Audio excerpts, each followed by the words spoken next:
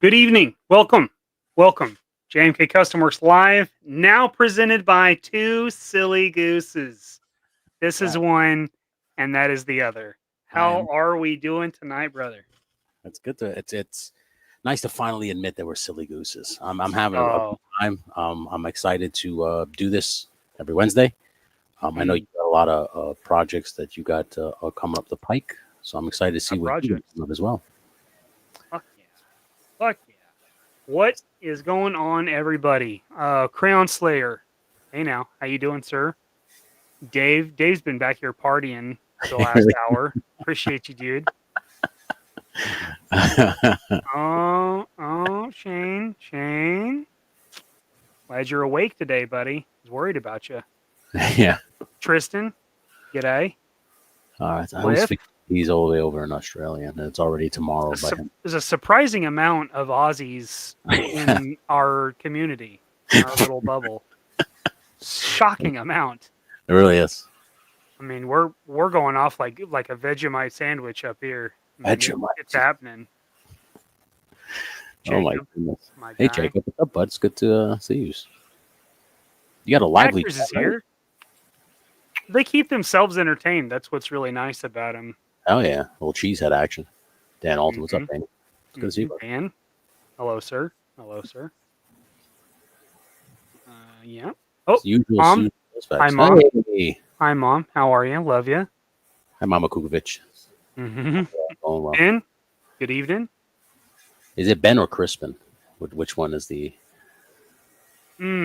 What does he like? Probably should be Crispin because it's because of Ben.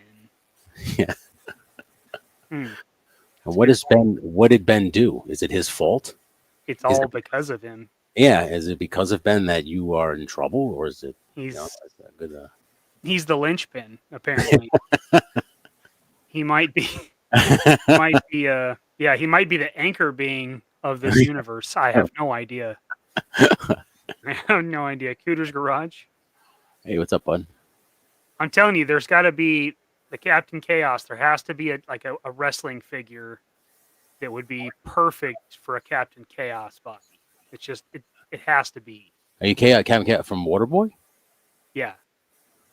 I would assume you get the Big Show. No, it's the Big Show. Boom. There you go. Yeah. Cooter, look at that. Yeah. Get Big Show's probably when he teamed up with Jericho, because he had like different color singlets, so you could paint it the red, white, and blue shit that he had in the movie, right? Because he wore like a lot of Star Spangly. Okay. Yep. I like that. His name was Captain Insano, right? Or was it Captain Chaos? Captain Insano. Yeah.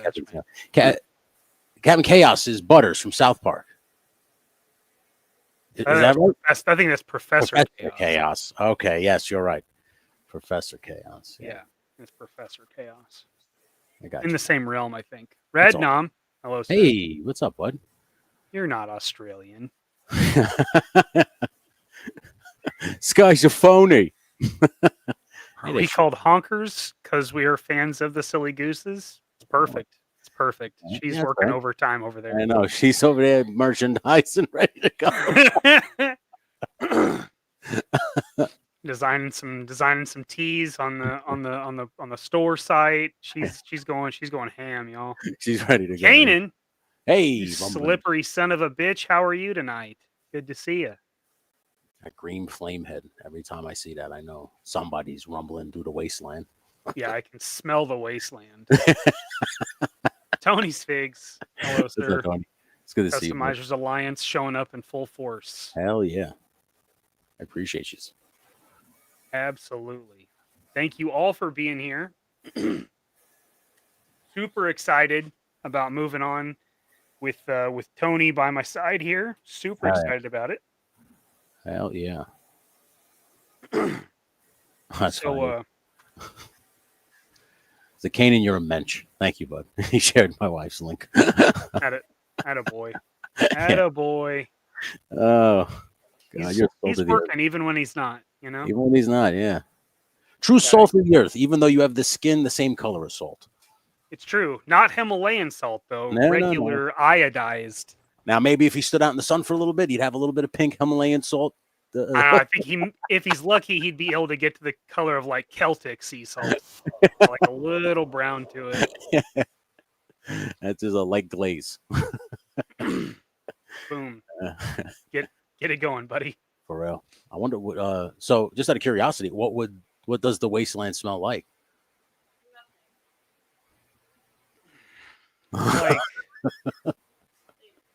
It's like hobo socks and hot dog water with like low grade fuel, like almost furnished, like wood varnish and like burning tires. That's kind of what I get. Jesus Christ. I don't know. They say it's different for everybody. Yeah. I just thought the wasteland was supposed to smell like you took old banana peels and dumped it in motor oil and then left it in the sun. That's not that bad. That's not that bad, really. I could think of much, much worse. Yeah. I guess it would depend on what the wasteland is. Like Mad Max, I can't imagine that wasteland really smelling like probably burning fuel, maybe. There's not a lot. Breast milk, probably. It's always in the desert, so they're always sweating. There's definitely some stank. Yeah, some man stank for sure. Yeah. A lot of stinky boys out there in that wasteland. Definitely. Then they're spraying them mounds with fucking spray paint. So you put that on top of it. Right? Aerosol, right? Definitely. Aerosol paint. Yeah, exactly. Jesus Christ, that is pungent smell, probably. It is. It is. In Australia, I don't know. You may not be able to smell anything because the heat may just burn that sense out. Burn the shit right out, yeah. Who knows? All that sand in your fucking sinuses. At that point, you're not smelling anything. So the wasteland smells like, I don't know. I'm smell blind. Thanks for bringing it up by handicap. Oh, it's just one of them. I didn't bring up all of them, buddy. I like it. Well, at least now we know why you can hang out in the wasteland, Kanan, because you can't smell anything. Tristan lives in the wasteland. He says it smells like wrath and broken dreams. Oh, Jesus. That's rough. That smells like the Bible Belt, then, I imagine. Oh, my goodness. How are you otherwise? About everything okay in your neck of the woods? Yeah, everything seems to be all right. I don't have too much to complain about. Well, that's good. I don't think. How about you? How are things in your neck of the woods? It's always interesting here at the house. I do get that impression. Yeah. Yeah, it's always something fucking new. But in terms of like projects, I've been really hammering away on the tactical battle station, but adding all like just like random detail pieces and stuff like that on there. Start getting it ready for like the finer detail pieces. Yeah. Sent a message to Dewar, just awaiting a response for the measurements for the diamond plate, because I figure I'll do at least where the most foot traffic is going to be, which would be in the computer area and the gun locker area down the hallway. So I figured for sure do that part with the diamond plate aluminum, and then maybe like the upper parts, we'll figure something else out. So I'm just waiting for the text message back from him. But that's all. Right now, I'm going to start cutting out the paneling for the walls, and I'm going to start cutting out like like the desk part for all the computer parts, that computer room area. Yeah.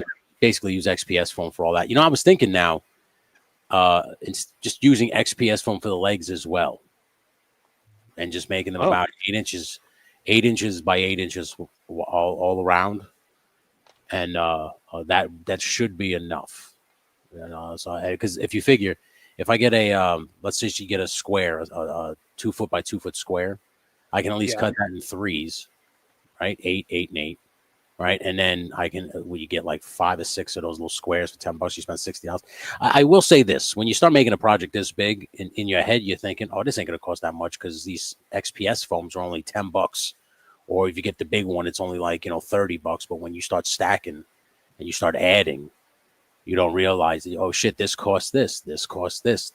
I have to buy like 6 of these pieces, just $60. So you start to realize the cost in any hobby. I don't know if you've known this because you're doing a lot of customizing and stuff like that. But like when you start, at first you're like, I'm gung ho about it, I can't wait, and then you start to say, well, I didn't realize how much money actually goes into these things. Like I'm thinking in my head like, oh, I'm just doing it because it's fun. I don't give a fuck about the money. But when you actually look back on it, you go, oh, that was a pretty penny. I didn't realize that cost me so much. But then you sit to yourself and go, well, now I know why people charge so much for their work. Because apart from the putting in all the time and effort to make it look good, you don't realize that unfortunately, especially nowadays, that the cost of materials has gone way the fuck up. Oh, the materials are fucking insane. Yeah. Like Random Diorama just said right here, good paint is stupid expensive. Like, good paint is stupid expensive. Yeah. Especially you guys do the airbrushing. So is the airbrush paint like expensive? Is that what? It's the same paint. I mean, yeah, right. It's just at least for me, it's just a matter of how much I cut it. How much thinner I put in it. So I mean, you're painting. Honestly, the airbrush probably saves you money because you're not just putting coat after coat brushing. Yeah. So honestly, it probably helps doing that. I would think. I got to give me an airbrush. It's time to step up my game, if you will. Because I feel like that is the last piece of my puzzle here. Because I got everything else now. I got like the wire cutter. I'm working on eventually getting a laser cutter. I'm going to go back and get a 3D printer at some point for my friend. So the last thing I really truly need in terms of like the customizing is an airbrush. I had one like when I was a cosplayer, and man, it always clogged. But it was a cheap one. It was one of those cheapy $15 ones from Amazon. Sure. I think this is going to be one of those where you invest in yourself. So get one that's a little, pricier but better in the long run. Oh yeah. It'll essentially pay for itself if you're going to do all these projects. So that makes sense. Yeah. That makes sense. Yeah, man. Well, I got this week. I got something pretty awesome. I got. I kind of see it over here on the bottom part. Let me. I'm glad to see that I'm not the only one having. I was having problems with this morning. There it is. There it is. Okay. Yeah. So I got this little Smash Dio from Smudge. Oh, right on, dude. And it's freaking sick, dude. This thing's cool as hell. Yeah. Great detail. Beautiful work. Really nice. The tones on the rocks are really nice. It's like they're cool, but there's a little bit of brown to them. They're kind of like they look really good. Really good. Really well done. Yeah, I was stoked about it. So I, going on the Hall of Dios. Is that full Magneto action? Is that a Marvel Legends Magneto? It is. It's a custom. One of the first ones I did. Looks good, dude. Thanks, man. Yeah, man. He's definitely low quality. I can see a lot of the things I did when I didn't know, and but they didn't have a good Magneto at the time. I mean, that was before the 3-pack came out. Like this was, jeez, a few years ago. I remember this. Yeah, I think this too. This thing's sweet. Wow, awesome job, Smudge. Great job. Well done, Smudge. Yeah, right on. Smudge, dude. you got the touch. You got the power. You got the juice now, kid. The whole world's in your hands. Yeah.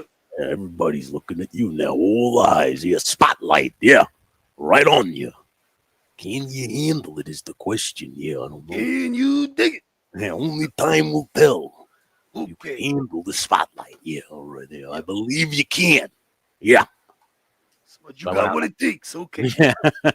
I went out and I bought my epoxy resin today. Of course, this bitch right here. Oh, yeah. The Gorilla. So, yeah. As I was saying on the wake and bake this morning, I basically bondoed this crack here on this truck. So now I'm just going to do it on the inside with epoxy resin just to make sure it doesn't fucking come apart on me. Because I don't want anything. I don't want the bondo to crack. So, and sanded the shit out of this with 220, 800, 1,000 grit sandpaper. So it's pretty nice now. It's nice and smooth. It blends in nicely. Is that the hood? That's the hood of the truck. Yeah. Okay. So basically, the stupid WWE truck, there's a button you press on the top of the truck, and the whole fucking thing just falls apart, which I think is kind of stupid. You know what I'm saying? I understand if you want to open it up and maybe come off or maybe dent, whatever. But why would the hood of a semi truck break in half? It just made no sense to me. So I just immediately super glued it together and then bondoed the crack. And then while I was sanding it, I saw the end here starting to crack through because this is just super glued. There's nothing really holding it but the glue. So one twist, it'll come right off. So I just wanted to epoxy resin this whole thing, let it fill into the cracks, and let it basically, hopefully, become like one solid piece. And then when I add the second layer of Bondo on top here and sand it, hopefully I don't have that problem again.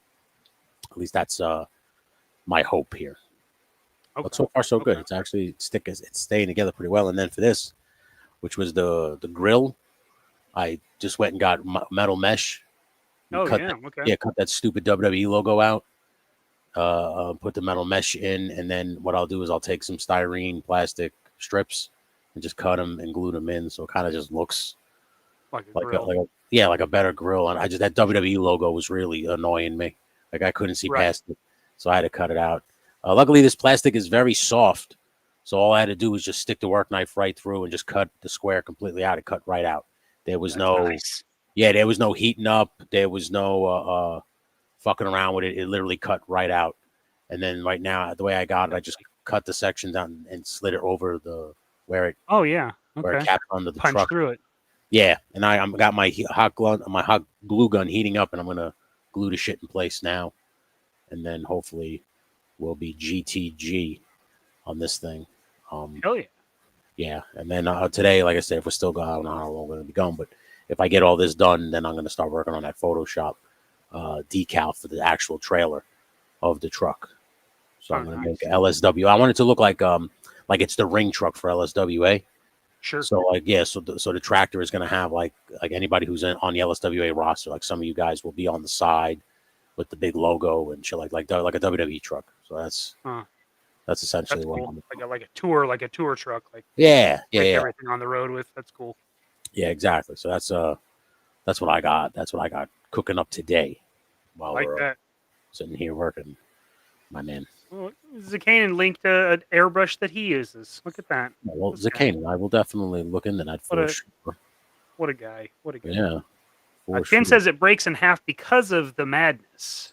So the madness can't help it. He's too strong. Yeah, nothing can stop him. Yeah, including steel. Yeah, we go right through it, don't we? Yeah. All right. Yeah. Digging it. Yeah. Thank you. Okay. Yeah, I couldn't get around that WWE logo. It was driving me crazy. I know you got to put your logo on the goddamn thing, but couldn't we put it in the hubcaps? Couldn't we put it somewhere where it would blend a little bit better? Make it a decal, make it something on a body panel. Why do you got to mold it into the grill? Yeah, or even if you would have made like a Mack truck ornament right there, like a little thing, and it was a WWE logo, I would have accepted that too. That would have been actually pretty clever. Yeah, I would have been cool with that, but the way they made this thing just makes no fucking sense to me. Even when you get the cars from them too, and the cars just fall apart. I've never seen a car fall apart like that. It's so comically ridiculous. But yeah, so It's pretty good. One, I think once it's all finished and together and painted the correct way, I drilled a bunch of all these holes out because I'm thinking about putting lights in. So I'm thinking about putting all lights in here and then maybe cutting out these little headlights and actually mounting remote, RC lights in here. Mm-hmm. And actually giving it a little bit more pizzazz. There's not much to these WWE cars, like at all.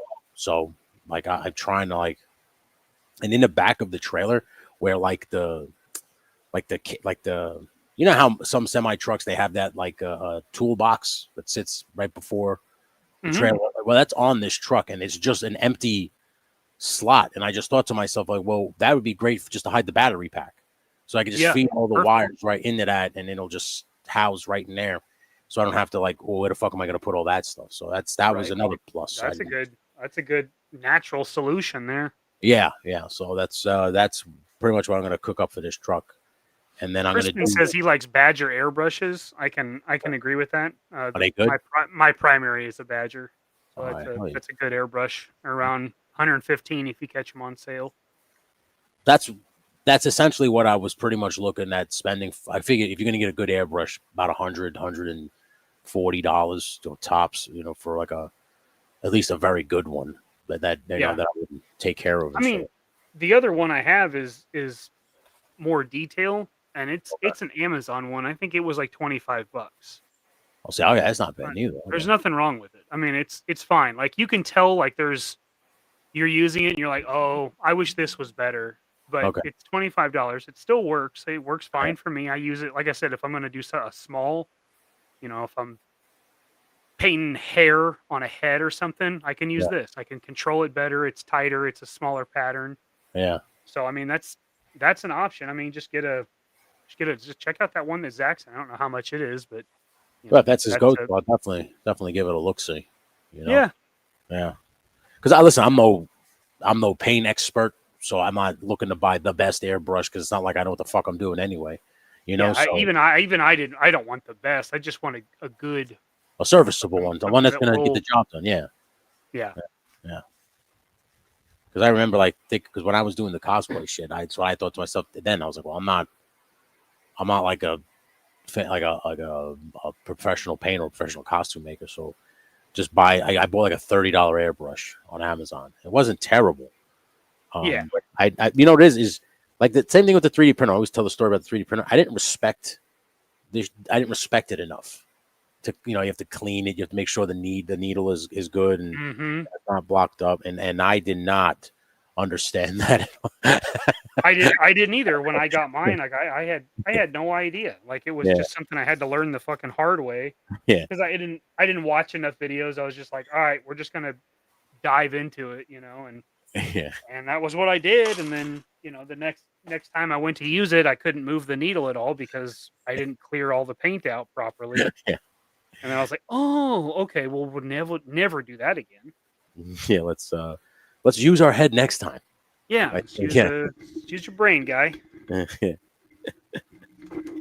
just basically going to use hot glue and glue this thing down. So that's what I'm going to do, just to glue it in place. And I don't even know if I have any styrene, so I'm probably going to be taking a trip to the old Hobby Lobby, which is not bad because it's right next door to the comic shop, too. So it's like a double whammy trip for me. Oh, which nice. Is always good. Yeah, which is always good. San Diego Comic-Con is this week, right? Yes. Going on right now, I believe. Yeah. I think there's a few toy people out there right now. Hey, Real Grievance is in the house. What's up, Grievance? Whoa, what up, Real Grievance? How you doing, sir? Hopefully all is well. Good to see you. Welcome to the LSWA, by the way. I know. Made his massive debut over the weekend at the Gimmick Factory. Which again, you guys are the best for being into it. Thank you guys so much for that. Makes it so worth. It is fun. It is fun. That was literally that's all I wanted to hear. I don't care about any if you're not into wrestling. As long as you're like, that's fun. That's. I'm not. Yeah, I'm not into wrestling. Never watched wrestling. I've been entertained by clips throughout my life, which is why I always thought the Macho Man was probably my favorite because he was very entertaining. Like every clip you saw, you're like, what is wrong with this guy? You just love it. It's fun. It's goofy. It's a little ridiculous. Dude, when I would when I watch him cut those promos live, I would always just you laugh your ass off. You just be like, Jesus Christ, this guy is the best. A lot of people thought that he was on drugs, and it's so funny because he wasn't. So it's like I thought that for the longest time. I was like, this dude is fucking tweaking out. Yeah, people are like, oh, how much cocaine was the Macho Man taking? And I mean, listen, I wasn't privy to any. I'm not hanging out with him, but from all the stories I read about him and all the wrestlers that talk about him, most wrestlers will tell those kinds of stories. They won't hide it. It won't be a secret. Yeah, it's a pretty long running deal. Like most of the wrestlers at the time were coked out of their mind. Yeah, into that shit. And they don't ever say that he did any of that shit. They said he did steroids and he smoked marijuana. They said that's a lot what he did. And I said, you know what, Macho Man? Even marijuana couldn't tame the madness. Even that couldn't calm him down. He would probably smoke that shit up and just be like, "Ooh, yeah, this is good stuff." Yeah, I like it. Yeah. He raged on it. Yeah, because he fires him up. Yeah, that was like his thing. He like went out into public. He's like, "You gotta smoke a bowl, yeah. Let's smoke this bowl, yeah. Couple bong tops, yeah. Before I attack the day, I gotta attack the bong, yeah. Fill it up." He just woke up and just like. I think that's the skit that everybody is passed up on. Was like a stoned Macho Man. Stone Macho Man would be great. Yeah. Like I imagine that interview where I don't know what happened, but it always seemed like he like forgot what he was gonna say, and he does the "woo yeah freak out," he does that part because it just like it stops making sense and it just goes off the rails. Yeah, it's like it would just be moments like that where he would just be like. Talking about something, filling out a grocery list. He'd just be like, yeah, just do a wow, whoa, man. Yeah. Like me and Gene was like, yeah, you made a 180-degree turn as of late. 180 degrees, yeah. Another 360, yeah. Like I said, plenty of entertainment for decades from that man. Oh my God, yes. And I remember when he because there was a point on Raw where he just got up and walked off because Vince McMahon didn't think he was good enough to wrestle no more. He was too old. So he relegated in the commentary. And he didn't like that. He wanted to have like a feud with the young guys. And and Vince was like, nah, man, you're too old. And then one afternoon he just got up on Raw and he was like, yeah, this ain't for me. Yeah. I'm going to hit the WCW and fight Hulk Hogan again. Yeah. And bounced. He just bounced the sick. That makes sense. Well, it's like any athlete. I think like when you think that you still got it and someone's telling you don't, I think you just got to like go to another team and prove to them, well, you fucked up, like you should have. I mean, especially like somebody like him, like what else could he ever have done? Like he was everything. He committed everything he had. Like gave up on baseball. Like he committed to wrestling. It became his life. I mean, that was Macho Man. Like that's the thing. A lot of people think that was him, dude. Because he was that's him, brother. That's him, dude. But a lot of people think that just because you're like a nepo baby, because his dad was a wrestler, that it's easier for you, and it's actually not. Like at least back then. I don't know about now, but back then the fathers would beat the shit out of you to make sure that this is what you really wanted to do with your life. Because he's had the father had to beat his body up before you so you had a good life, and you want to do the same thing, So it's like you have to prove to your father that you're mentally as well as physically tough to do all this shit. So like a lot of people don't realize that when they say, oh, that guy's a nepo baby. Yeah, but that means he probably had to work twice as hard because we got to work out of the shadow. When you got to come out of the shadow, that's rough. Oh yeah. Yeah. Especially the greats. Like you like if you're the son of any great, like and this goes for any sport, obviously. If this is basketball, baseball, whatever it is, if you know that that your father is the greatest of all time or considered one of the greatest of all time, you're going to have to work uphill. And anybody who like watches wrestling has seen some of those guys' sons and kids just crumble under the weight of expectation, if you will. And I've seen that in sports too, I would imagine like fighters of any caliber have probably the worst like chances of that. Like your dad was a fighter and you want to follow in those footsteps. Chances are he never wanted that for you. Like he never wanted you to break your body trying to make a living or protect your family or any of that shit. Yeah. He's gonna make you try to wash out before you get it even close to it, I would think. You still want to do this? Do you get the ass open?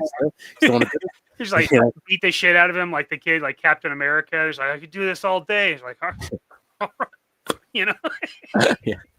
Is you sure? You sure? Yeah, you sure about that? You sure about that, Fly? Yeah, all right. Here it comes. Here comes the next lesson. All right.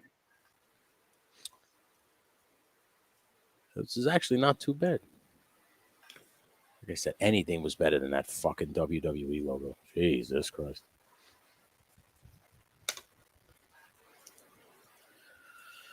So what do you got cooking up right now, Mikey? So I see you setting up the paint booth right there. Yep. Setting up the mobile paint booth. I got to on the helmet. I got to paint the red on the top. Okay. And I got to paint the green on the visor. Or the green, yeah, it's green on the visor. And then I've got to paint some heads, so I'll be doing some flesh.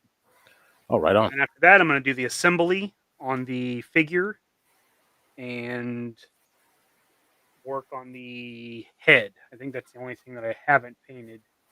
Oh yeah. In that, so right on. That is what I've got. Does anybody have any questions? I don't know. A lot of people in the chat though. Oh yeah. Yeah, glad to have everybody here. I appreciate everybody watching Mikey's custom corner here. And 2 silly gooses. There's 2 silly ass gooses. It's the silliest of gooses. Everybody's flying south for the winter, and we're too silly to fly. Too silly. Too silly.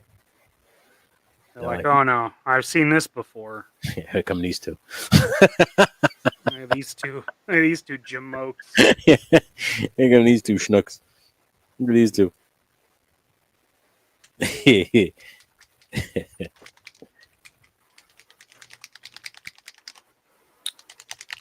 God, hot glue is my best friend.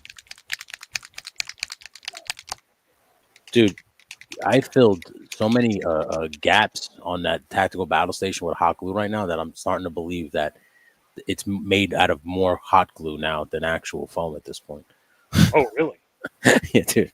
I was like, fuck, I'm just going to fill this and then put a piece of foam on top of it so you can't see it. And it's just like, I swear to you, like a gap this wide filled with hot glue. It's fucking crazy. That was a couple of days ago. I was flipping it over to kind of work on the bottom half to add some detail pieces. And I'm like, Jesus Christ, this thing's got some fucking weight to it. And then I go, oh, well, that's because you're filling it with fucking hot glue. Just jammed full of hot glue. Yeah. I was like, Jesus Christ. It's stuffed up like a teenager sock on the bathroom floor. Yeah, don't come in here, Mom. No, Mom, what are you doing with my sock? That's my sock. Oh, Jesus Christ, kid. Why are you so attached to that sock? You don't know. You don't understand. Yeah.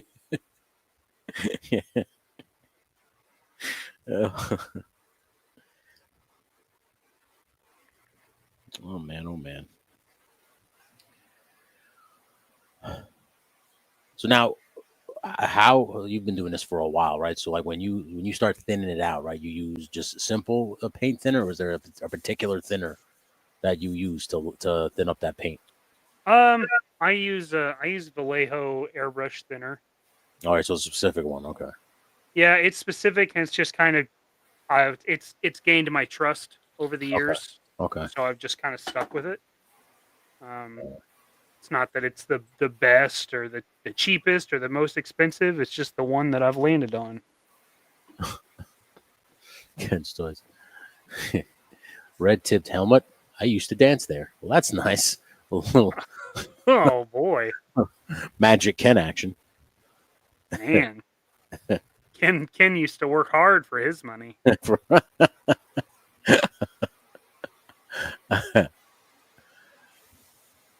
I used to spray foam for the big gaps cheaper than hot glue. Yeah.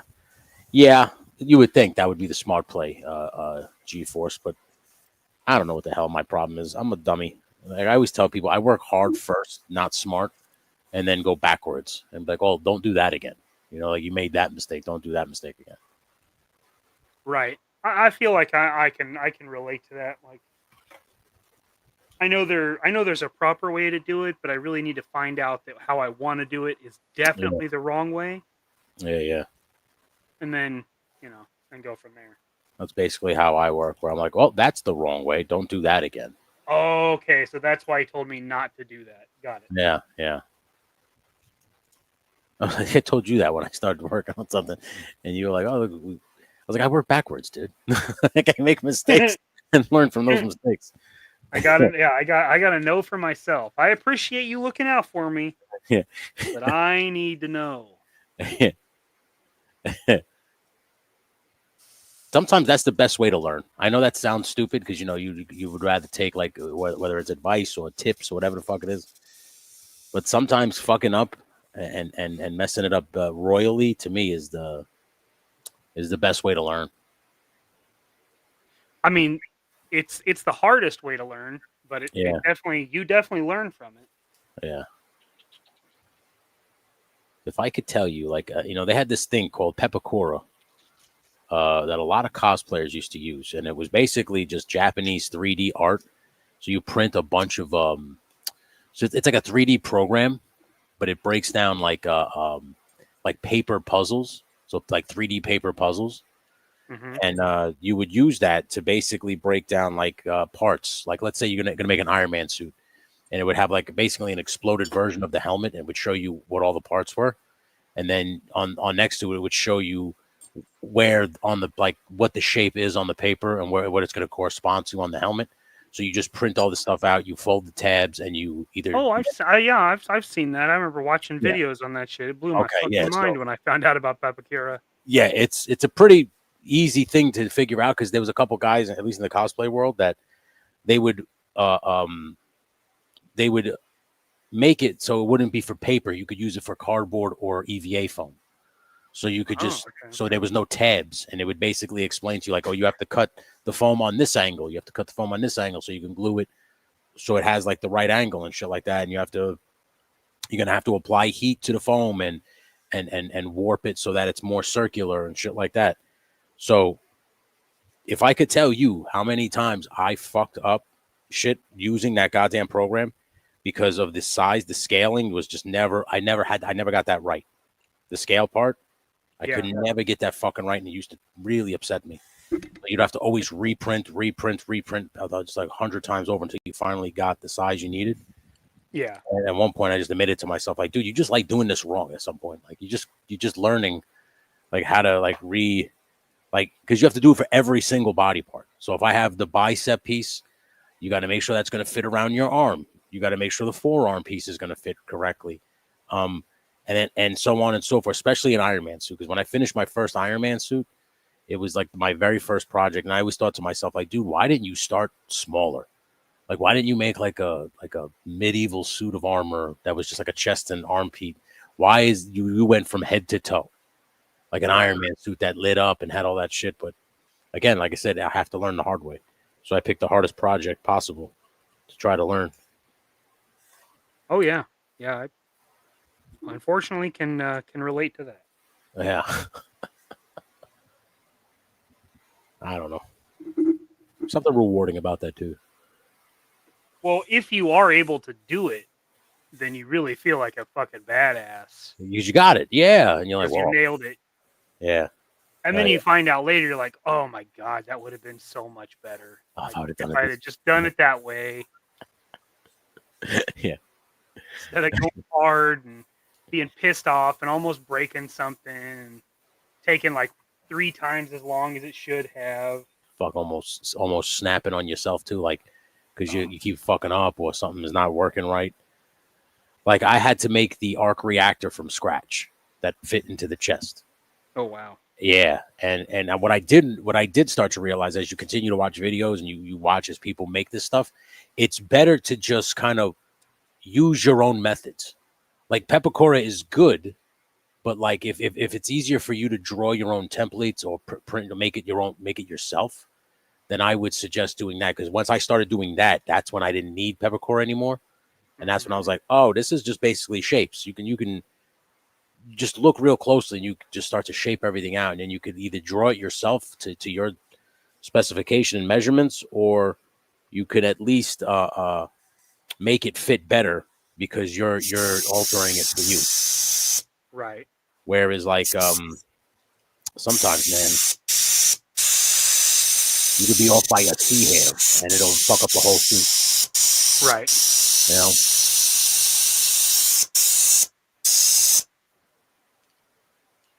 See what you're doing right there? I didn't do that. Like the spraying on the thing first to make sure. I didn't either. That's why I do it now.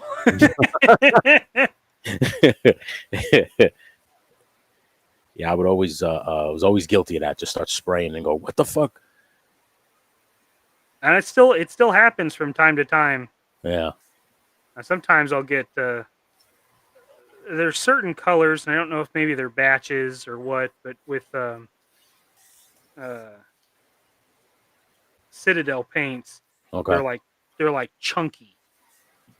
And if you put chunky paint into your airbrush, it's just going to immediately clog. Oh yeah. Okay. So if there's a particle in there, because it builds up around the the cap on the pot, so if you open that, one of those pieces falls in there and that ends up in your airbrush, you're not doing anything. Yeah. So all the paint you just put into it, now you've got to take it out, clean it, because if you don't clean it, then it's going to partially dry. It's a very frustrating process at times. Has that happened to you? Because that happened to me a few times while I was painting a costume where like the paint starts to dry in the. Still happens. Yeah, right. Most of the time if I'm doing a longer spray, like if I'm doing like a full body, I put the cap on it. Like I put that right back on it to at least give it a little bit. And then if I'm gonna set down the brush, I'll clean the tip of the needle and put the cover over the end, so that at least the nozzle doesn't cake. Yeah. Right on. A lot of little things that I've just started doing just to try to help myself. But again, you have to make the mistakes. Like you have to mess up severely to turn around and go, oh well, now I know what not to do. Right. And I mean, unless you're one of those people that can just watch other people make all of the mistakes and just learn, which unfortunately is not me. Definitely not me neither. That's not how I learn. All right, so I got this glued in. It's not too bad. Obviously, I got a lot more to do, but now the wire mesh is glued in pretty good. Hot glued it all the way around, and I think it should still. I just got to make sure that there's nothing on the things that slide in. But I think we're pretty good. Just grab the trunk. Oh, yeah.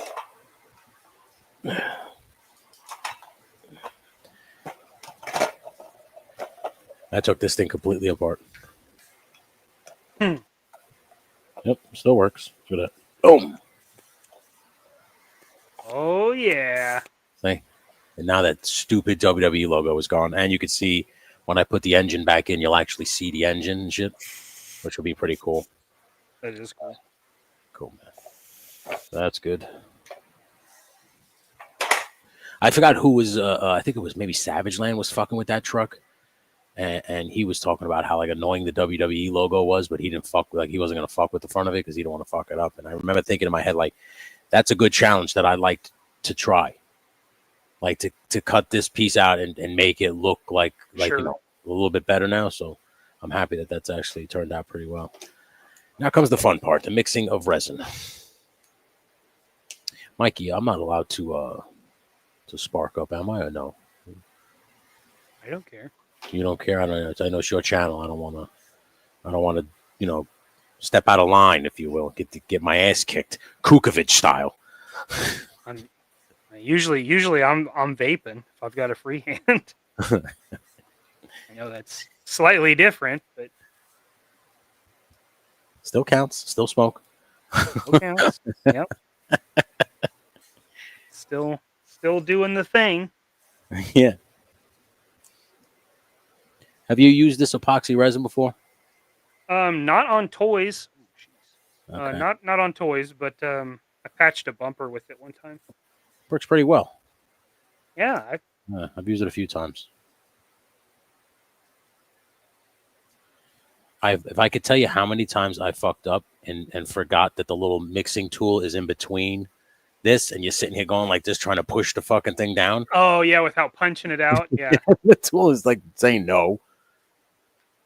Dumbass, you have to take that out. Yeah. Hey, dummy. Idiot. Yeah.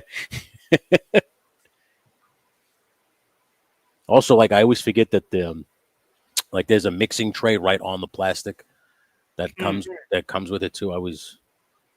You just start mixing it on cardboard, and I go, "Fuck! I really would wish they had a plastic piece." And then you look at the actual container, and you're like, "Oh, there it is! It says it on there, mixing tray." Right? Yeah. Yeah. I think the Bondo training just comes through. You're just like, hey, you just grab a box, you rip off a tab, and you mix it up. And you just over there, just yeah, exactly. You know, when I was in, they actually make this easier for you now. Like this isn't the '80s. You don't have to struggle with it. You don't have to do the shit your dad did. Yeah. Dude, I was in high school and I was taking auto body. That was it. They could just grab this piece of cardboard. They teach you how to mix it real quick, and they said just go to work before it sets. Mm-hmm. I'm like, okie dokie. Yeah, my dad worked with Bondo for 30 years. You know, it was like second nature to him. So you just watch pops, you figure it out.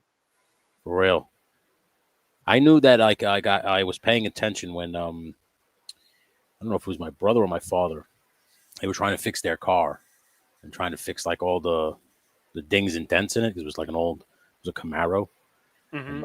They had me do it all because like I was very good, and so that at school there was just certain things that I was good at: auto body, welding, like all those what do they call those extracurriculars? Shit, the auto mechanic trades. Yeah, the trades. Yeah.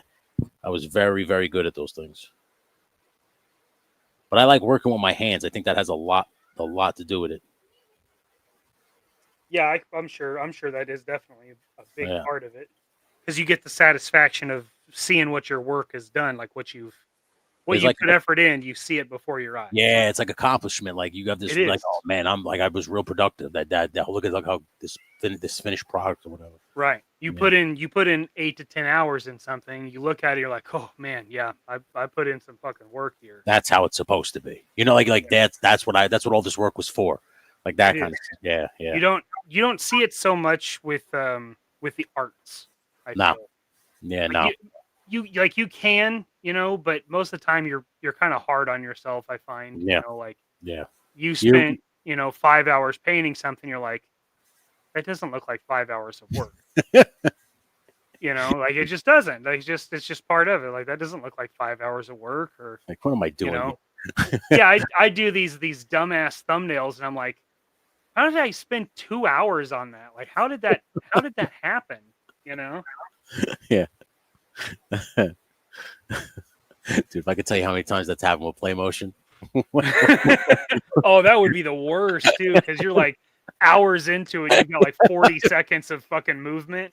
I'm just sitting there staring at like the shit on the timeline, and I'm like, what are people thinking when they see you? Like, that's what I'm like, what are you doing? Yeah, that's brutal.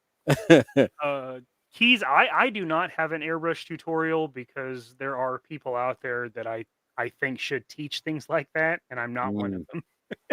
Okay. There are people that know airbrushes. I trust them to tell me about airbrushes. I've seen a lot of very talented like customizers or just like, but like again, I learned all that stuff by watching cosplay videos. So like I didn't watch airbrushing toys or anything like that. I was watching them airbrush foam, and like I had to learn that like you got to be careful with EVA foam because it doesn't matter how flexible they say the paint is. Mm-hmm. If you put your finger on EVA foam after it's been painted, it'll literally just crack all the paint, because you're adhering it to something very, very soft. It doesn't matter how flexible they say the fucking paint is. And trust me, I've tried them all. There's really no prep you can do to EVA foam. Yeah. The only thing you can do is heat it up so that it'll take the paint a little better. But other than that, there's not much that keeps the paint that'll flex the paint with the piece. And when you're better off coating it, with a bed liner or Plasti dip is usually Plasti dip. That's what I was trying to think of. It was Plasti dip, yeah. And then paint on top of that because that has a little give but will keep the foam together. Gotta be careful. I've made so many times where I'm like, all right, this looks so good, and it's like pristine, right? And it's con day, and you're getting ready to put everything on, and somebody's helping you, and they don't know how delicate that piece is, and they're just shoving clips in, and you're just watching the paint crease and bend, and you're like, motherfucker, all this work. Yeah. That sucks. Yeah. I wanted to fucking kill people, man. But they don't know. They don't get it. So they're just like, I'm helping you put this shit on. Shut up. And you're just like, right. Yeah. Yeah. And then or like when you're walking and you first off, when you're at a convention, you're like this, like you're like sardines in a can. So now you got all this shit on and people are bumping into it and they're slamming into it with they don't give a fuck. Turning around, putting an elbow in. Yeah. All that shit. So I've watched people like tear shit and destroy shit. Like I made an Ultron costume for my friend Matt. And I made shoes for him, so they matched like the whole costume. And by the end of the show, they were literally flopping off his feet because people had stepped on them. He had gotten it stuck on like an escalator and shit like that. So it was a disaster, man. Yeah. But again, those are the pitfalls of making shit. You see, like I always tell it's got to be battle tested. We gotta wear it at a convention to see if it'll hold up, and if it holds up, then it's worthy of keeping. If not, then sure. Obviously that costume isn't for you. Like I've been put on the Batman costume I made might have been my favorite costume I've ever made because it wasn't just EVA that was the first costume where I didn't use paint. I wrapped all the EVA foam in fabric. So so the whole Batman suit looked like Kevlar. It was the suit from Arkham Origins. And the suit from Arkham Origins, it looks like he's just wearing like a Kevlar padded tactical suit, and I just love that look. So I made that costume, and I thought to myself, well, you could paint it gray because I saw a lot of people painting it gray. And I said, but it'd be real cool if you want that like fabric texture, like that Kevlar texture. Go get heavy duty gray canvas, and literally glue that onto each piece. That has it, and man, dude, it looks so fucking good. That was one of my costumes that I was the most proud of, was those Batman ones that I had made. I made two of them. I made one and sold it, and then because I had lost a bunch of weight and it was a little too big for me, so I sold that one and then made one to my actual weight. And then by the time I was done with it, I was so done with going to conventions that I just literally never wore it. I just sold it as soon as I finished it. I found a buyer and I sold it to them. Oh wow! Yeah. Then I was like, well, you know what? Keep losing weight or whatever, and then I got one of those big ass muscle suits. You ever see those? Like the Flex Designs muscle suits that you wear under superhero costumes? No. All right, well, I have one of those in my closet. And I got that because I wanted to do like a new 52 style Batman costume with like spandex, but I wanted the muscle suit, because I'm not shredded. I wish I was. But dude, did you ever see that interview with Ben Affleck where he says, you wear the suit, but you don't feel heroic? Because you're like, he basically told the story. He was like, they put you in that suit and you're supposed to feel like a Batman. You're supposed to feel heroic, and you don't, because you're if you're claustrophobic, forget about it. You can't hear nothing because of the ears. You're sweating because of all the eye black is running down your face. He goes, you don't feel like a superhero. You're like, oh, hold on a sec. I can really, he's like, hold on. And you're wiping all this mascara from your face. It's like, because how do you feel like a superhero? I was like, the guy has a point. That makes a lot of sense. Yeah. Yeah. All right. So I just got the epoxy on here. Obviously, I just show quick, just so I can seal the crack. I don't want it to break apart no more. So I'm going to be gluing a lot of this shit into place. So, because I don't want it to come apart no more. That's literally was much easier than I thought it was going to be. So I'm just going to let this sit and cure. I'll put this off to the side when I need it. I have it. Same thing with this tool. Can't lose this tool. I went to the dispensary before we went live, bro. That's why I said I'll be there shortly.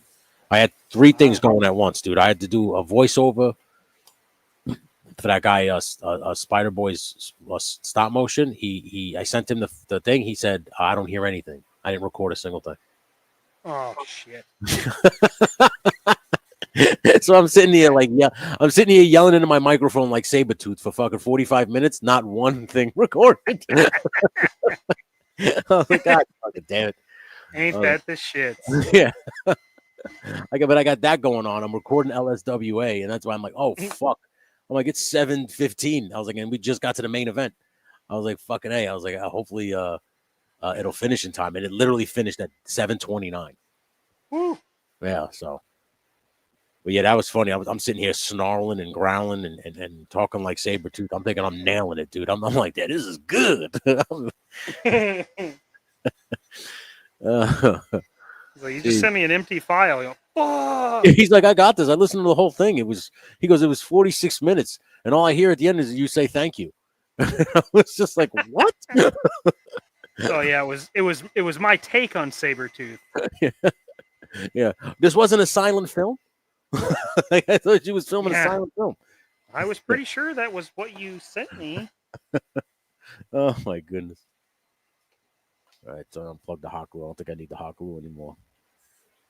Yeah, I'm gonna just work on Photoshop. I'll show you what I'm gonna have when I'm done with it. If you want to. Oh. Let me bring that up. So here's the thing. I found a cardboard box, right? I forgot.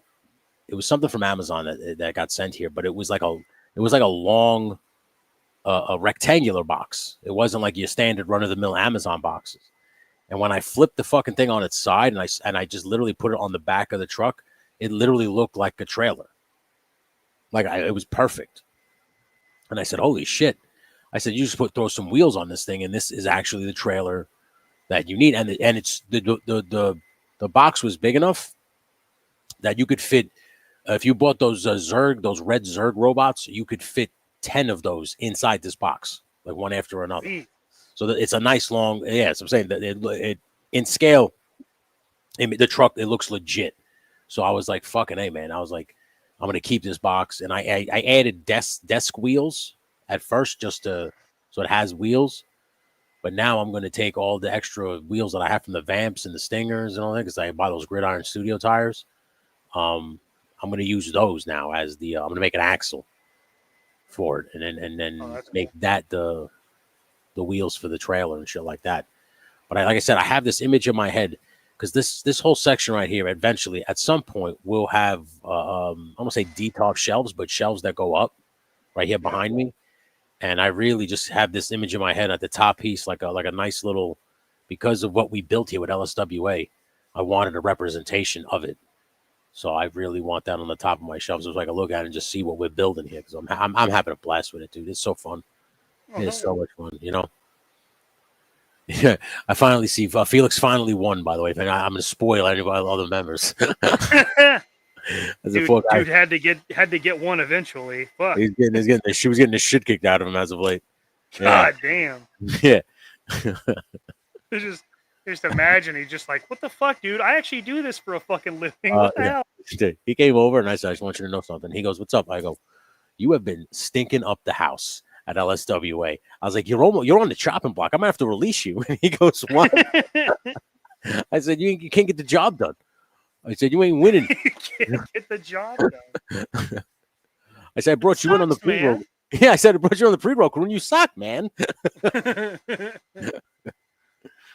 And Joseph says, "Watching you guys work, your magic gives me the courage to begin new projects, which to me is the hardest part." Dude. Well, you know, if we can encourage a couple of people, right on, brother. Yeah. Right on, brother. Well, Menjoza said that, dude, you take such good pictures, man. Just imagine if you built like a diorama or a piece, like some accessory pieces around it, brother. Oh, yeah. You know? Yeah, his capturing of light is very good. Top notch, man. Yeah. Top notch. When I did that, when I first announced the Touchgrass Challenge, and then he submitted that first picture, and I just saw the beam of light. I said, I don't know if he did this on purpose. Like, I don't know what happened, but it was so perfect. Hey, Rowdy, how's it doing? I was so impressed with just that. And I don't know if the movement was him or if it was an AI thing, but Tony's Figs makes an airbrush tutorial. There you go. So anybody who asks about the airbrush tutorial, yeah, head on over to Tony's Figs, who was another great customizer, obviously. One of the best. One of the best. You are the best, Tony. The best. Simply All right, so I got to set the parameters here in terms of inches for this thing. Let me see. It will go 8.5 wide. No, it's 8.5 high. I mean, Dan says that match with Jeff was it was a hell of a match. I mean, that was a Jesus Christ. That was like that episode of The Punisher where they're just like hitting each other in the junkyard. Yeah. Using fucking plate weights and shit. Like, it was insane. I appreciate everybody who enjoys it. Like, did you? I don't know if you watched the storyline page show. Woody watched it. He texted me and he goes, "How is Felix alive? He just got power bombed off in an ambulance." I was just like, I know. I was just pretty crazy. It was a legitimate question. Yeah. Seriously, how the fuck is this guy fucking alive? Oh, that's weird. Oh no, it's not. Okay. So that might be too big. I might have to. So I'm trying to think how wide the box is. Because I don't want to make it. I don't want to cut too much off. I don't mind cutting a little bit off the bottom and sides if I overlap it. Yeah. But I don't want to fuck it up by too much.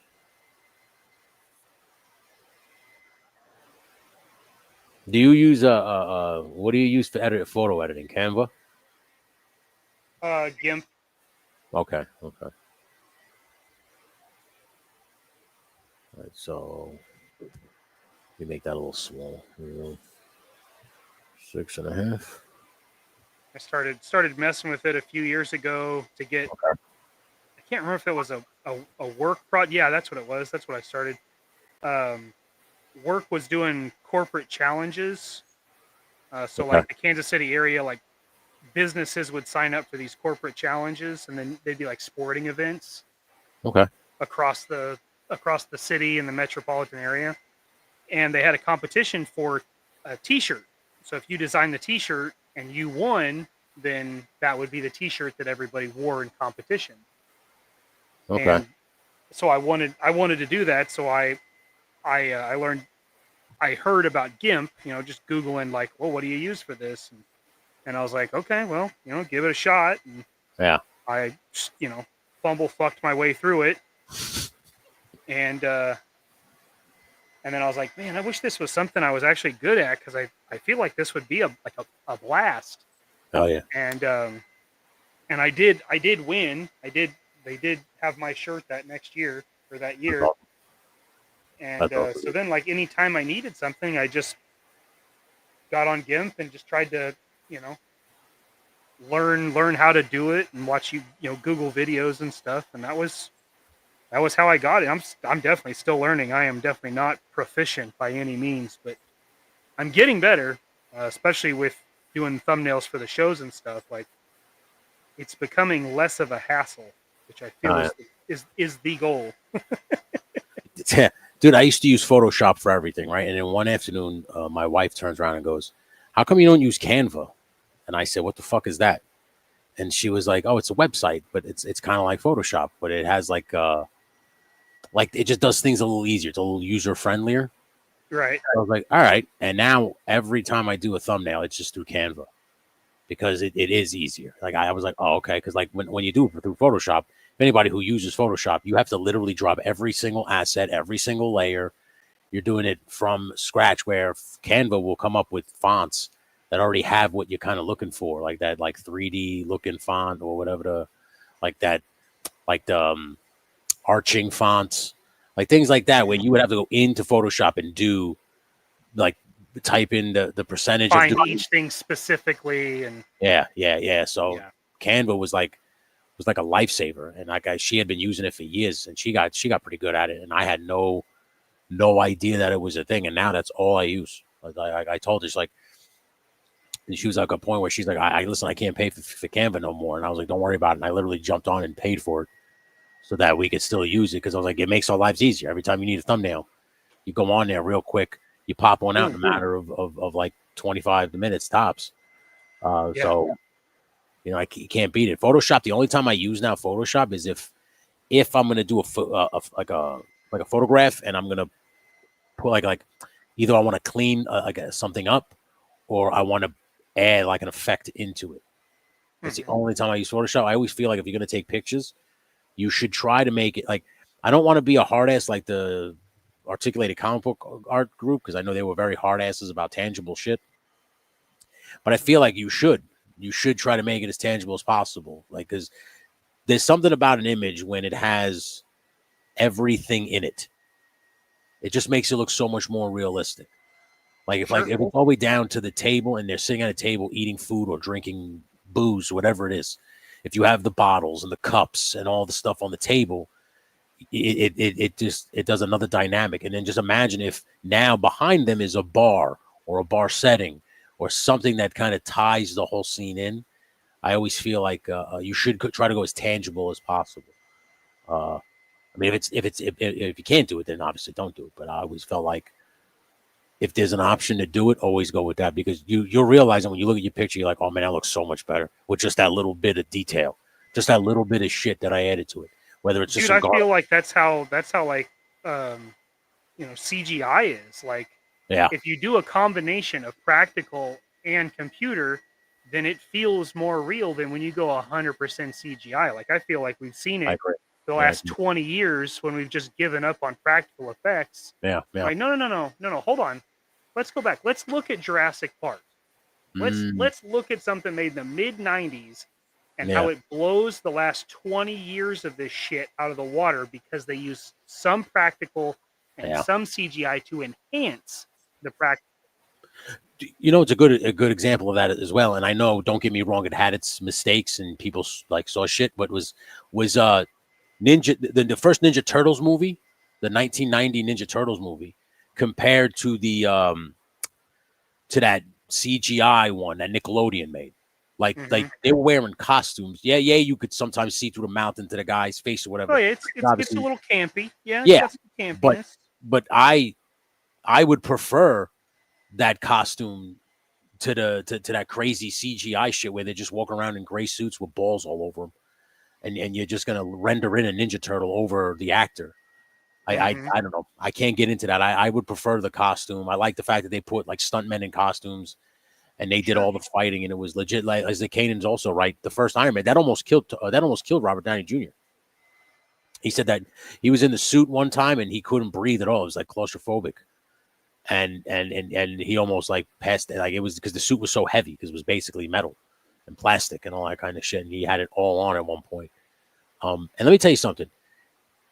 I know it would be a pain in the ass, but if you told me to wear that suit, I would wear it proudly. Like, I know that it was annoying to wear for him, but again, like you said, there's just something about practical effects. Like when you see Chris Evans in the full Captain America costume, like, you just look and you go, man, that motherfucker's Captain America, you know? And then when you see Downey Jr., it's just the chest, you know, this chest and the arms up, and that's all that's all he has. You're just like, that looks silly. Like, I don't know. I know it's like obviously on movie set and they're gonna add the shit in, but you know, I don't know if you made a good fucking point just now, but like the CGI is getting a little too ridiculous. Like, it's starting to look too fake. Like, you're overdoing it. Like, I noticed it a few times in the Avenger movies where I'm like, well, Jesus Christ, you didn't have enough time in post to kind of work on that. You know, like, Jesus Christ, that one was obvious. Well, I mean, you see the budget. You've been hearing for a year how much all these actors are making. Yeah. And you're like, well, can we use a little bit of that money to make it like look good? Like, yeah. Like, you spent 8 months in post. Can some of that have been like watching the movie and be like, that looks kind of fucked up, guys? You want to talk about customizing royalty? Gun Bunny Customs in the house. What's up, Gun Bunny? Gun Bunny, what is up, sir? Appreciate you, man. And Dan, I'm the same way, man. Costumes for me all the way. The CGI shit is too much now. I would prefer like the Ninja Turtles in those old school costumes. I know it's hard to breathe in those things. I get that, but like we could take the masks off and because like I said, in the end, when you watch it, again, it's about the tangible shit. Like, yo, the Ninja Turtles were actually standing next to you. Actors too, they prefer that shit. Like, they would prefer, like, even if it's a weird fantasy movie and they have to be standing next to a giant sea turtle, they would rather be standing next to the turtle so when they look, they can emote and act with the thing that's with them. They're not looking Oh at just yeah, someone. I couldn't imagine like the Avatar people like trying Yeah. to act in that movie, and like you literally have to imagine the entire world around you. Yeah. Now, Fuck that. Beowulf E. Nelly was great thumbnail, by the way. The Legion of Doom. That whole movie was CGI though. Like it wasn't like Right. they just putting pieces in and it's There live was no action. mix. It was all Yeah, CGI. yeah. Whereas you, all right, that is fine. It's all CGI. But like I said, when Tony Stark just has half the Iron Man suit on, the rest is all CGI. They mess up sometimes. Like doesn't look right. 100%. When they showed me as a youngling in the CGI movie, and it's in out of the gutter, they look perfectly like from the Mirage comics. Like I said, that Ninja Turtle first movie blew my fucking mind. I mean, I was only 8 years old, 9 years old when it came out. It was 90, like right 90, 91 when it came out. So I was very young, and I believed that there were giant turtles in the sewers because those costumes, as crude as the suits were back then, because obviously now you know how much better we can get with the costume design and shit like that. Oh sure. They look damn good, man. What they need is a modern Jim Henson. It's a big ask, but I bet they're out there somewhere. Yeah, for sure. There is definitely one because I have seen so many convincing Ninja Turtle costumes on the internet now. Where when I first started, when I first got into cosplay, um, nobody was making those Ninja Turtle costumes because they were damn near impossible to make, and now everybody's making them. Everybody's making these big fake muscle suits to make Hulk costumes, which weren't like when I started cosplaying, it was like 2010, 2011. So no one was, people were just using the EVA foam to make armor. Like no one was thinking that taking the couch foam and shaping it into muscles and making full on costumes that actually move and shit like that. That's all new now. That's all coming around now for the last like 5 or 6 years. Yeah, any time the costume thing comes up, and they're like, well, how would they do it? Yeah. And like I just think of those fan films, like the Batman versus Wolverine, Mm-hmm. and I'm just like, I watched that, and I had no problem believing that was Wolverine or Batman. Like, so I know people with no budget can do it. Yeah. Yeah. Therefore, the people with an entire budget should be able to hire people that know what the fuck they're doing. Yeah. It doesn't seem like an out of the realm ask, you know? Well, I don't know if you heard about that. The Bat in the Sun is what you're referring to, the superpower beatdowns where they fight each other. Superpower beatdowns. Yep, that's the one. Yeah, that guy is a real dickhead who made them, apparently. I was watching a story because I used to love those too. And he was supposed to make a movie with Jason David Frank, supposed to be called like Legend of the White Dragon. And and apparently he everything got fucked up. And but he always used cosplayers. Mm-hmm. That's who he used to make those costumes for his stunt people and his acting people for those movies. So, like I said, they're fans who love the characters who are making the costumes and stuff like that. So they're going to do them justice. They are going to make them look the way we want them to look, or essentially, or how we picture them.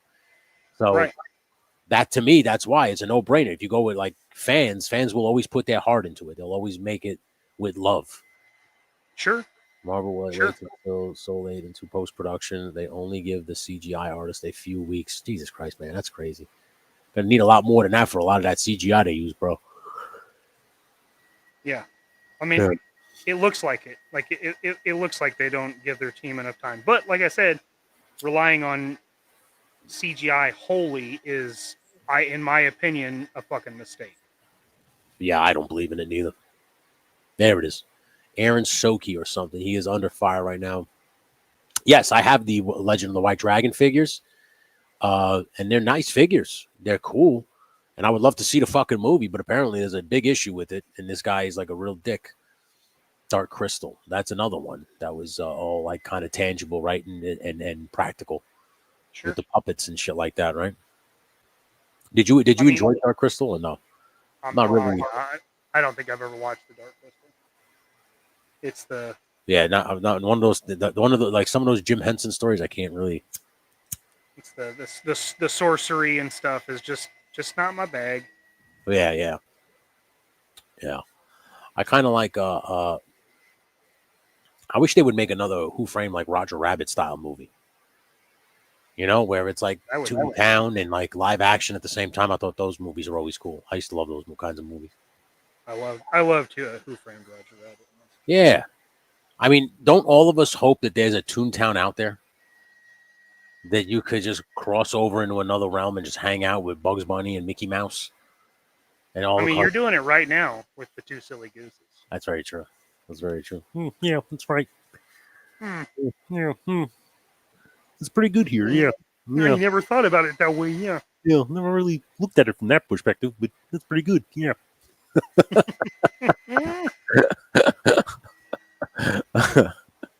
Oh my god. So now I gotta look for a good background. Like a good abstract background. I'll go with this LSWA shit for this truck.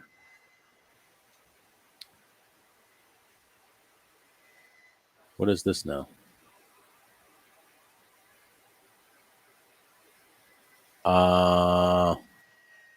I don't know. I'm answering you over there.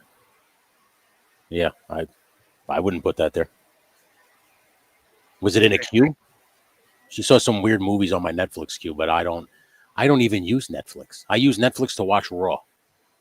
And then that's it. Like, I don't even watch movies on Netflix. Like I don't watch nothing on Netflix. It's there, but I don't watch it. A Different World? Oh, because I love that show. These things you sent me, I've never seen these. I didn't put these in there. I can assure you, I don't even know what this is. Yeah, no, that wasn't me, kid. That wasn't me. I watch cartoons on Netflix, and I watch WWE Raw. That's the only two things I watch on there. I watch YouTube now. What do you do? Do you catch yourself watching anything, or are you like not a TV watcher, Mikey? So because all of my spare time is like this, it's really hard for me to actually watch something. So I always have something on, but being able to watch it like something new is really hard for me to do. Like I gotta wait till like the weekend, and then maybe I can set aside an hour or two to watch something. Okay. I always have something on my computer.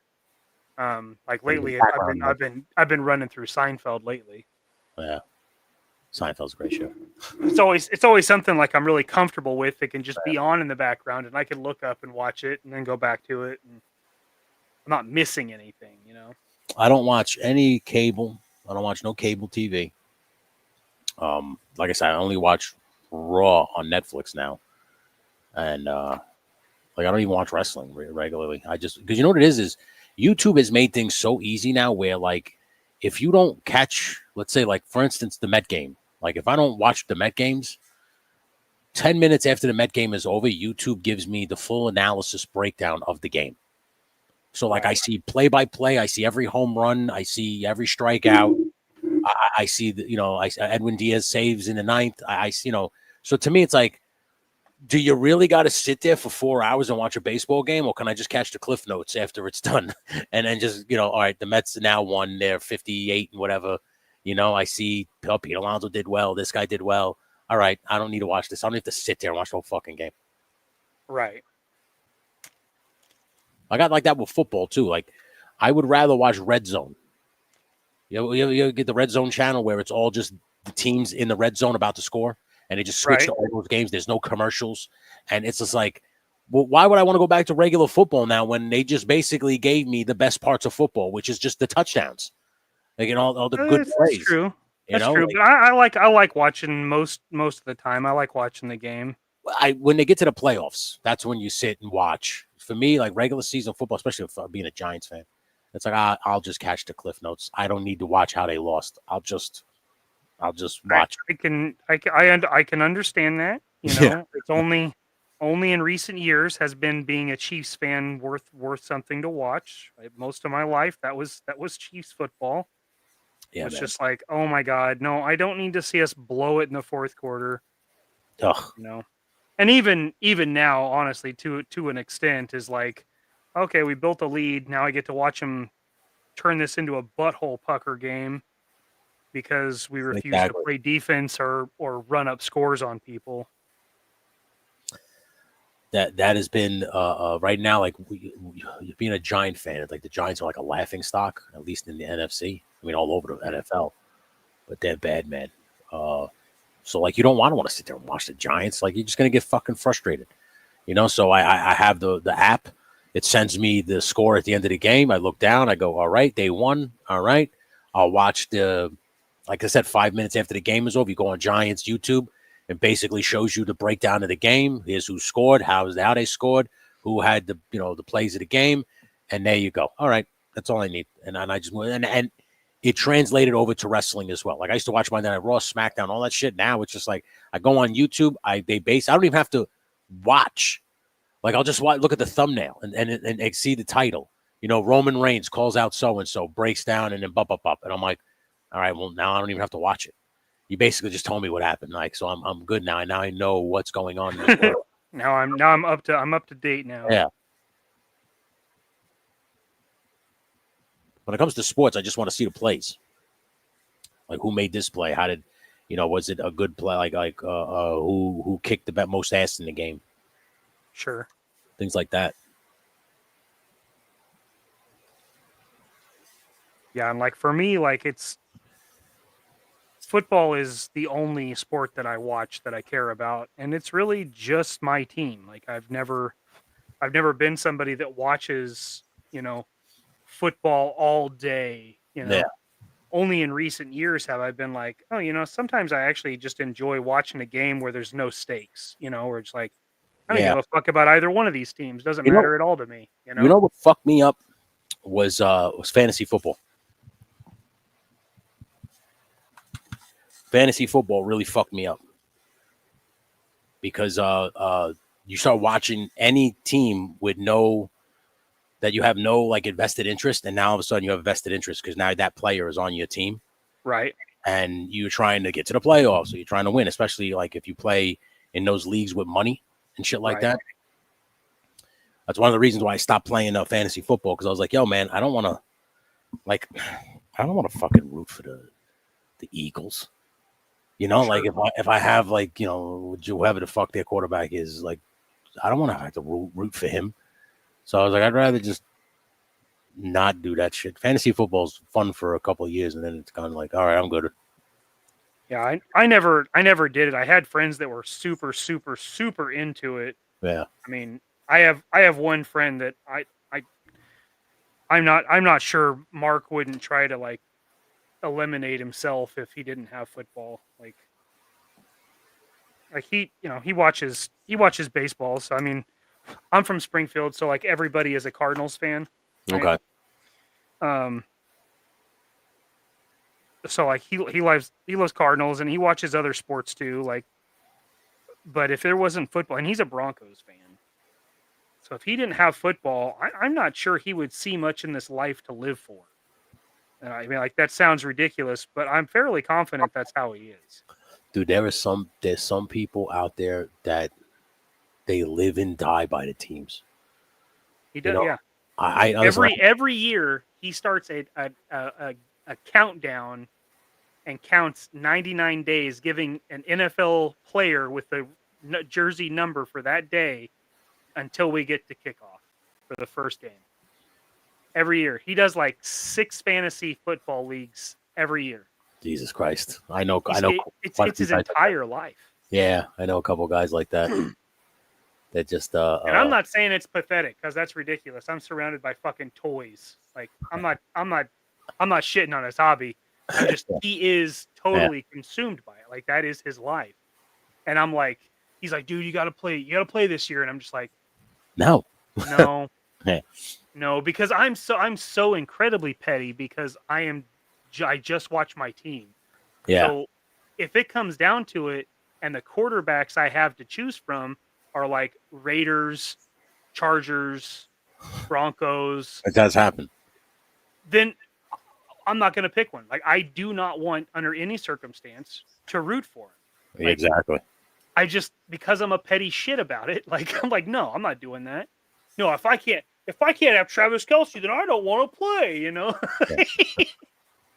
Dude, like I said, at times where I throw up in my mouth, I'm like, oh God, I gotta draft this cowboy. Are you fucking like you kidding me? And it's just like that kind of shit where it's just like, I don't want to root for people that I don't like, so I'm not rooting for them.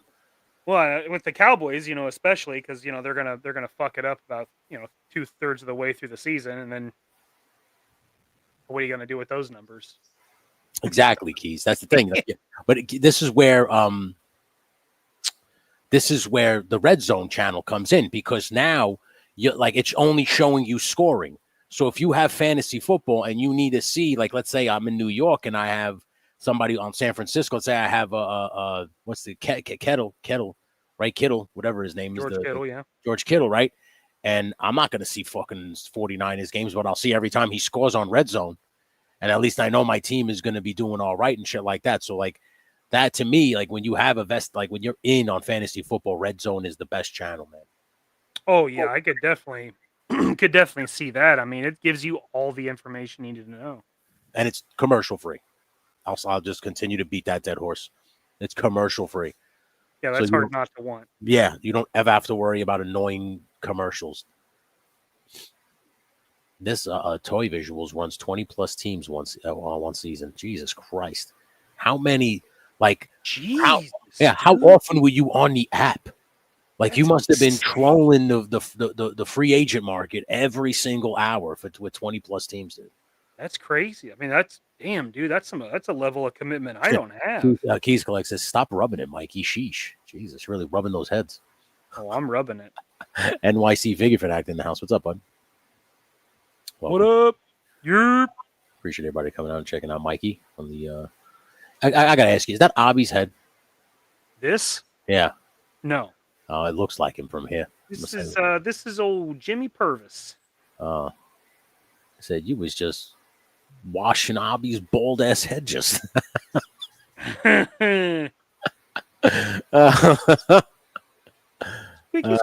Squeaky. Good out Ron Kittle. Good old number 42 for the White Sox. Okay, nice. Dude, like I said, Gary, Indiana. That's the nation's hood.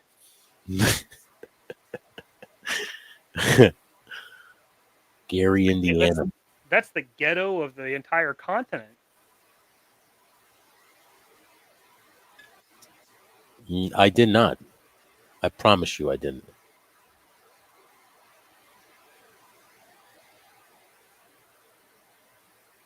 No, I didn't watch that at all. She's just watching, seeing all these things. Yeah, no. Yeah, no. No, I definitely did not do those. That was definitely not me. Hey, you got a $6.66 super chat from one Zakane, and stop talking. Oh my God. That just, if you're going to get a super chat every time you talk about sports from Zakane, you might as well just keep talking about sports. Let's talk about announcers. Let's talk about how much I hate Chris Collinsworth. Oh, I hate that guy. Patrick's in the house. What's up, Patrick? It's good to see you, bud. Nice. All right, Zach, you paid for it, but that also means you get one of these. Big ass titties! I swear by my pretty floor bonnet, I will. Thank you. Ooh, what a lovely tea party. Oh, yes, of course. I thought you meant him. Oh, it's good. Thanks, buddy. Great fucking movie, that Tropic Thunder. It's just chock full of one-liners. Yeah. Joe Buck is the worst. I would have to agree with that. Joe Buck is the worst. He's definitely one of the worst. There's a couple of them that I can't stand. Like for instance, I couldn't stand Joe Tessitore on Monday Night Football. Don't mind him on WWE Raw. It's like weird. It's like, oh, maybe you should have just been a wrestling commentator because football you were annoying. Yeah, Chris Collinsworth is a guy that I can't listen to. Joe Buck and Troy Aikman, that team, it used to annoy me. I don't care for Aikman. Yeah. Most of the time I don't mind Tony Romo, but eventually say that. eventually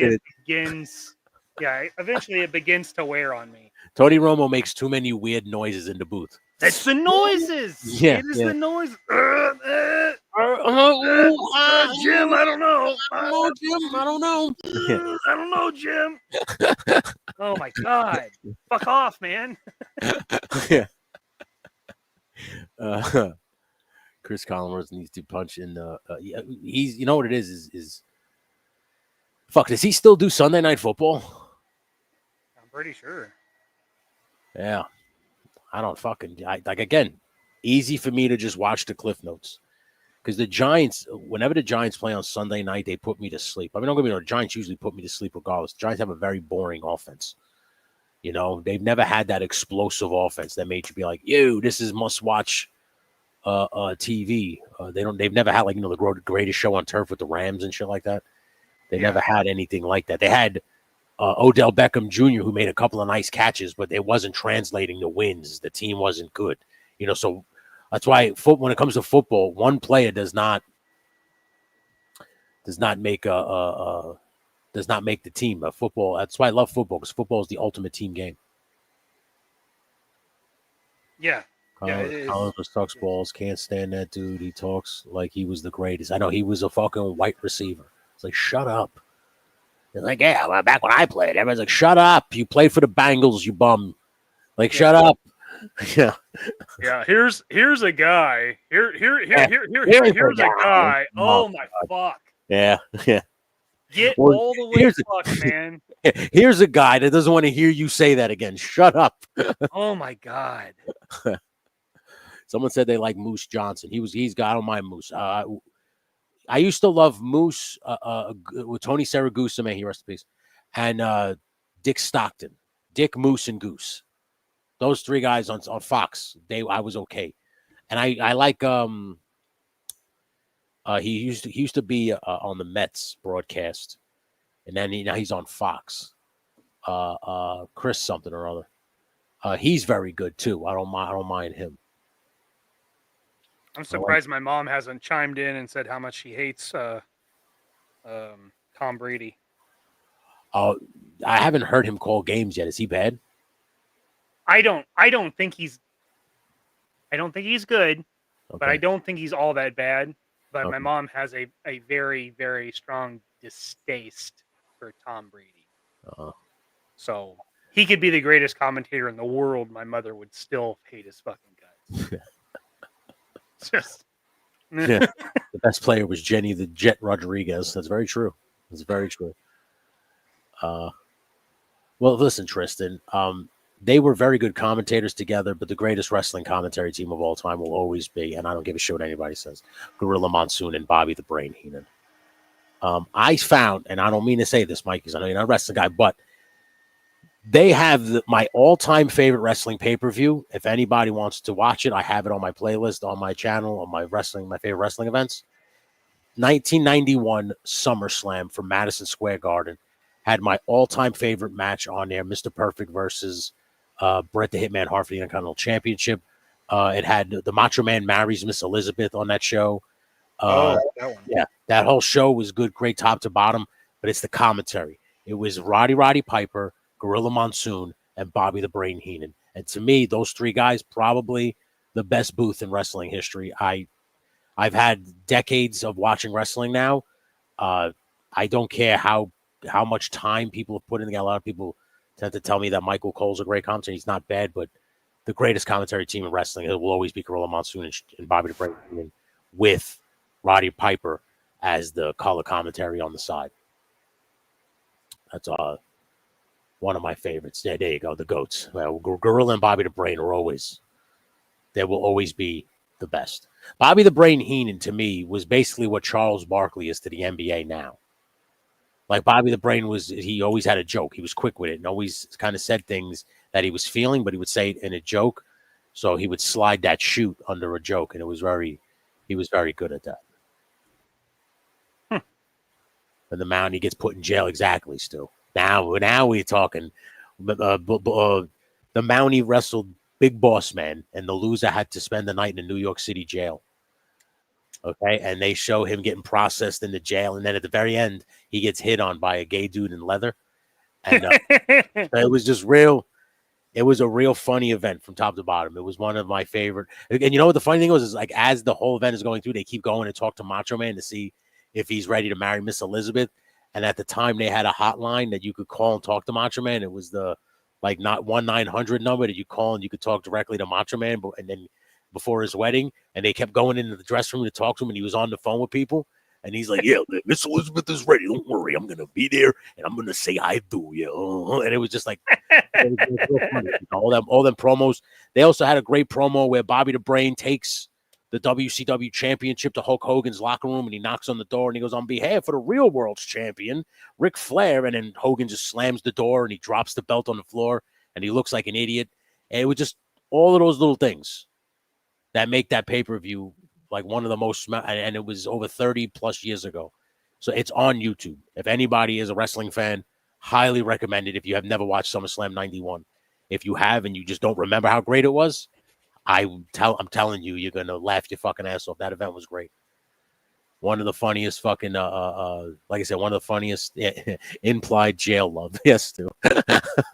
Oh, boy. Yes, Jem. And of course, I remember JYD. Also known as Special Delivery Jones, my friend. Special Delivery Jones. Yeah. The Alabama Slam to win was sweet. Is that a finish you're talking about? Bob Holly's finish? I remember that. I love hearing Freddie Blassie. Is that what you're talking about? Classy Freddie Blassie. Sid Justice looked jacked as hell in that too. Yeah, well, that's with Sid's debut.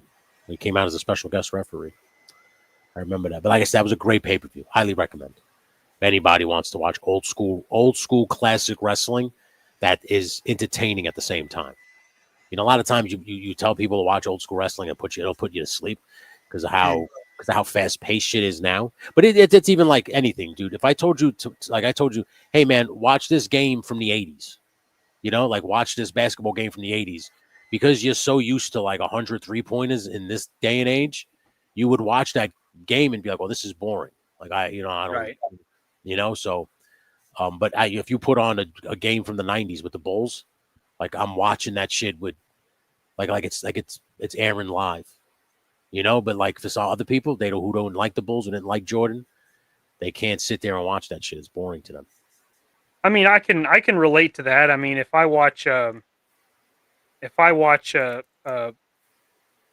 Chiefs, replay of a 90s game where like Derek Thomas had like 17 fucking sacks, that's still very exciting to me. Like that's still like, oh my God, how do you do that? How do you break through the line and swat the football out that many times in one night?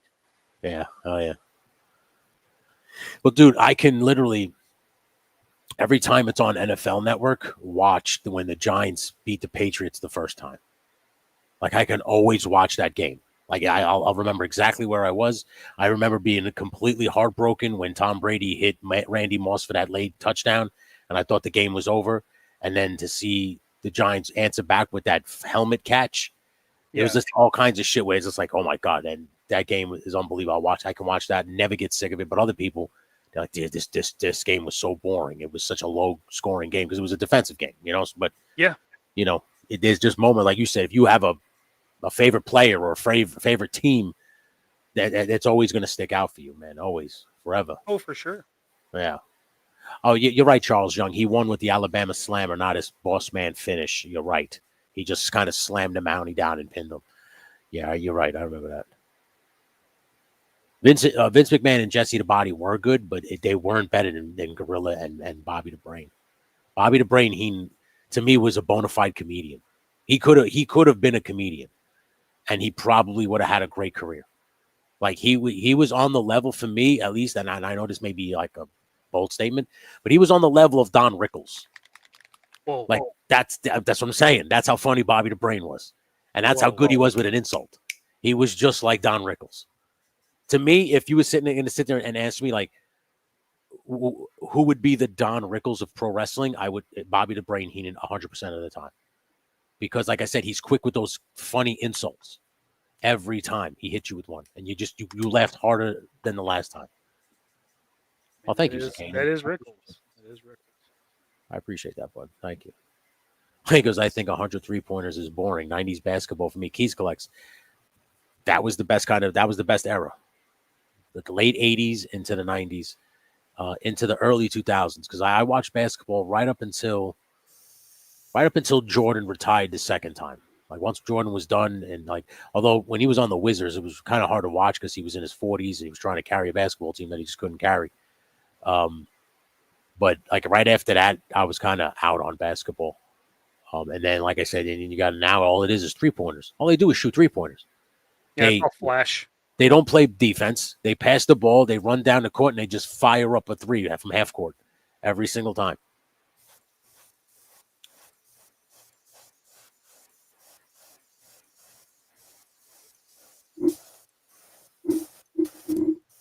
That was what was in Arizona? Oh, the football game, the Giants. Yes, it was. That was in Arizona when it happened. Just got in the vintage Super Minty LJ variant junkyard dog figure in the shop with the black collar and red chain. That's fucking awesome, dude. Got LJN figures. You could kill somebody with those heavy rubber figures. Goodness me. That was fun to watch. Tony was standing in the back room at a work function watching that game. Dude, that was great. That was a great fucking game. Bobby was sharp as attack. I'm telling you, Bobby the Brain Heenan. You could quote me, the Don Rickles pro wrestler. He definitely was.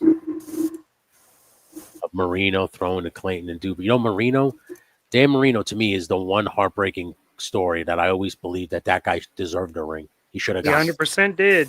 All of his numbers. If you were looking at his numbers, you would think that dude was an SBC, but yeah, never. Well, the keys. Anytime somebody would piss Michael Jordan off, he'd go off. Anytime he felt offended, he would wind up dropping just insane numbers on your team. Bobby had the Giants, dude. Bobby the Brain, he was the best, man. LJN is so much fun. They, like I said, they also could kill you because they weigh 7 pounds. It's literally a 7-pound piece of rubber. Well, yeah, we can know why. It's because they were best friends. Exactly, Charles. Bobby the Brain and Gorilla were very close. Yeah, that's a fact, man. That's funny.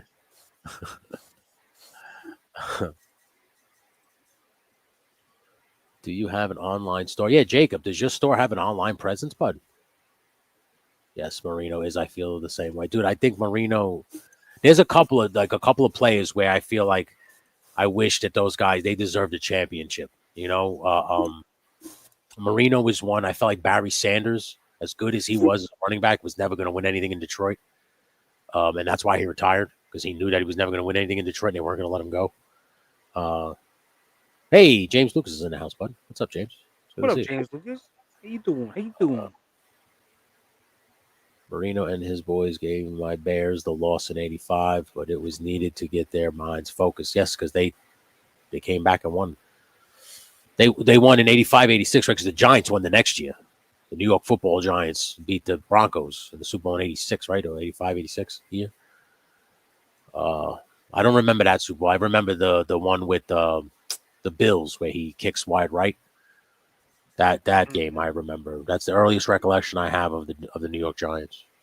If Barry was in Dallas, he might have ran. Dude, buddy, if Barry Sanders, because Emmitt Smith is a great fucking running back too, as much as I hate to admit it. But if Barry Sanders played for the Cowboys, he would have smashed records. He would have smashed those records. It wouldn't even been a fucking. He would have set those records so high that no one would have been able to touch them now. I firmly believe that. I truly believe that. Hey, BX, what's up, bud? BX, what up, sir? How you doing? BX is asking what you're working on right now, bud. Well, I just got done doing some base coats on some heads, for TK Storm and Jimmy Purvis and a couple others. Also, there's my guy. Got this assembled. It's the Shadow. Oh hell yeah, looks good, dude. Shadow Ops. So he's painted up, just working on the face detail. That's awesome, dude.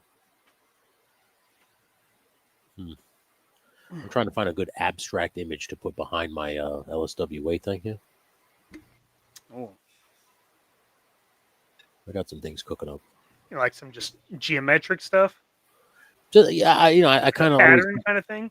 yeah, I always like the smoke effect and Mm. shit like that. So always tend to go with those kinds of images. I got you. Let me see. I'll be right back, buddy. Yeah, sure, boy. Sure. I appreciate everybody coming hanging out. This is the I guess the first edition of JMK presents the Two Silly Gooses. That's me and him. We are the Silly Gooses. And I appreciate everybody for chilling out with us. Where is this shit? Where'd it go? Downloads. Jesus Christ.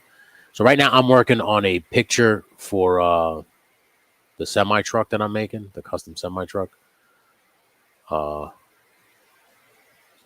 I'm gonna basically print it out on sticker paper, the decal that I'm gonna put on the actual trailer. I was thinking about on one side putting the actual wrestlers the way you would see on a WWE truck with the logo in the middle, and then on the other side just everybody's logos that I already have. So that's kind of what I'm gonna cook up. But I wanted to have it all together. I'll see if I can share the screen. I'll show it. Where the fuck did that thing go? What the fuck? Okay, it's one of those with all those numbers. Jesus.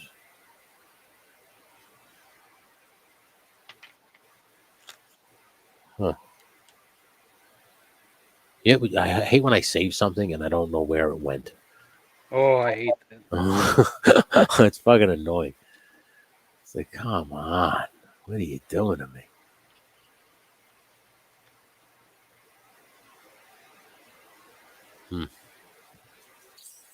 Last time I share something I was working on last night. I was working on the thumbnail for tomorrow night's show with me, Zakanan, and Tim. Figure it out. We're doing 7 p.m. because Mega Powers is not happening this week. Really? We're gonna slide into that time slot, and we're bringing Tim on with us. So we're gonna do our top 5 Marvel Legends that we'd like to see announced at SDCC. And then just a little added bonus, we're gonna add on top of 5 solo figures we'd like to see a multi-pack and a deluxe or maximum figure that we'd like to see. Okay. So basically, we're gonna pitch an entire line, a whole wave of Marvel Legends. That's our thing tomorrow night. Right on. I hope on your list. I hope on your list isn't anybody that we've already seen. Because did you see the Wake and Bake this morning? I really went on a rant about those damn game figures. I'm just so I know they're. No, that was when I was still in that fucking goddamn godforsaken meeting. Oh. Yeah, but I was just I know do we really need the ones they came out with? And I was very disappointed that Captain America one. I don't think we needed that at all. That one's fucking lame. Yeah, I was very disappointed with them. Nothing about that one seems like you're gonna sell it. You just did 2 different Captain Americas very, very recently. That's what I'm saying. You've already done any version of Venom that you could possibly want. Yeah. And now this one's blue. The only people that are gonna get this are fans of those characters and that Capcom specifically. That's exactly what I was saying. It's just yeah. You have to really like the game to want that particular that particular set or whatever. That 2-pack specifically, yeah. Sam Edwards, what's up, bud? Sam Edwards in the house. Appreciate you. But even the Wolverine Silver Samurai, that Silver Samurai is the same exact figure as the first release. And to me, you've downgraded Wolverine. I don't care what anybody says, how much his arm bends. It's still a single joint. It's still single. I just feel like you should be, if you're going to charge that much money for all these fucking figures, you should be adding more articulation. These should have been maximum doubled, 2-packs, where they had toe articulation, butterfly joints. It was a new design, new tooled Silver Samurai, a newly tooled a Venom or something like that. Because, like you said, we have I said it this morning. I have 3 different Venoms already. Like, why do I need a light blue Venom?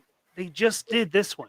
They just did the retro card one. Like, Yeah, I have why that. would you ever want anything more Yeah, out of Venom? And if you know what, if you don't like that one, this one's my favorite. is that the one with the wings? Yeah, that's the my Noel favorite Feedback one. Yeah, This that's is my favorite. favorite Venom. He's gross. Yeah. He's intense. I don't even mind the toes. But if you want comic book, then there's this one. Yeah, This covers all the bases. yeah. I don't know why you need a light blue one. Why would you want? It's fucking lame. Buy a 2-pack for a full shield. Is that what it's in there? He comes with what kind of full shield? Because let me tell you something about those Captain Americas. I am so done with the little clip-on bullshit on the back of those shields that you just clip onto his wrist. Why is it that you could put the straps on the movie Captain America, but we can't get a full strapped comic book shield? Like that, it's that kind of shit that annoys me. It's like, well, why are you giving us a Captain America that to me is a downgrade because the eagle print is just a better looking figure. It just looks nicer, you know. Mm-hmm. And I get that you gave it I get you gave it butterfly joints, but you couldn't figure out a way to do both. You're charging all this money, you know. And then, like I said, on top of that, now the shield, I believe at this point now we've been buying Marvel Legends for how fucking long. The shield should have the straps where you can put on his arm, not clip, because that shit always breaks.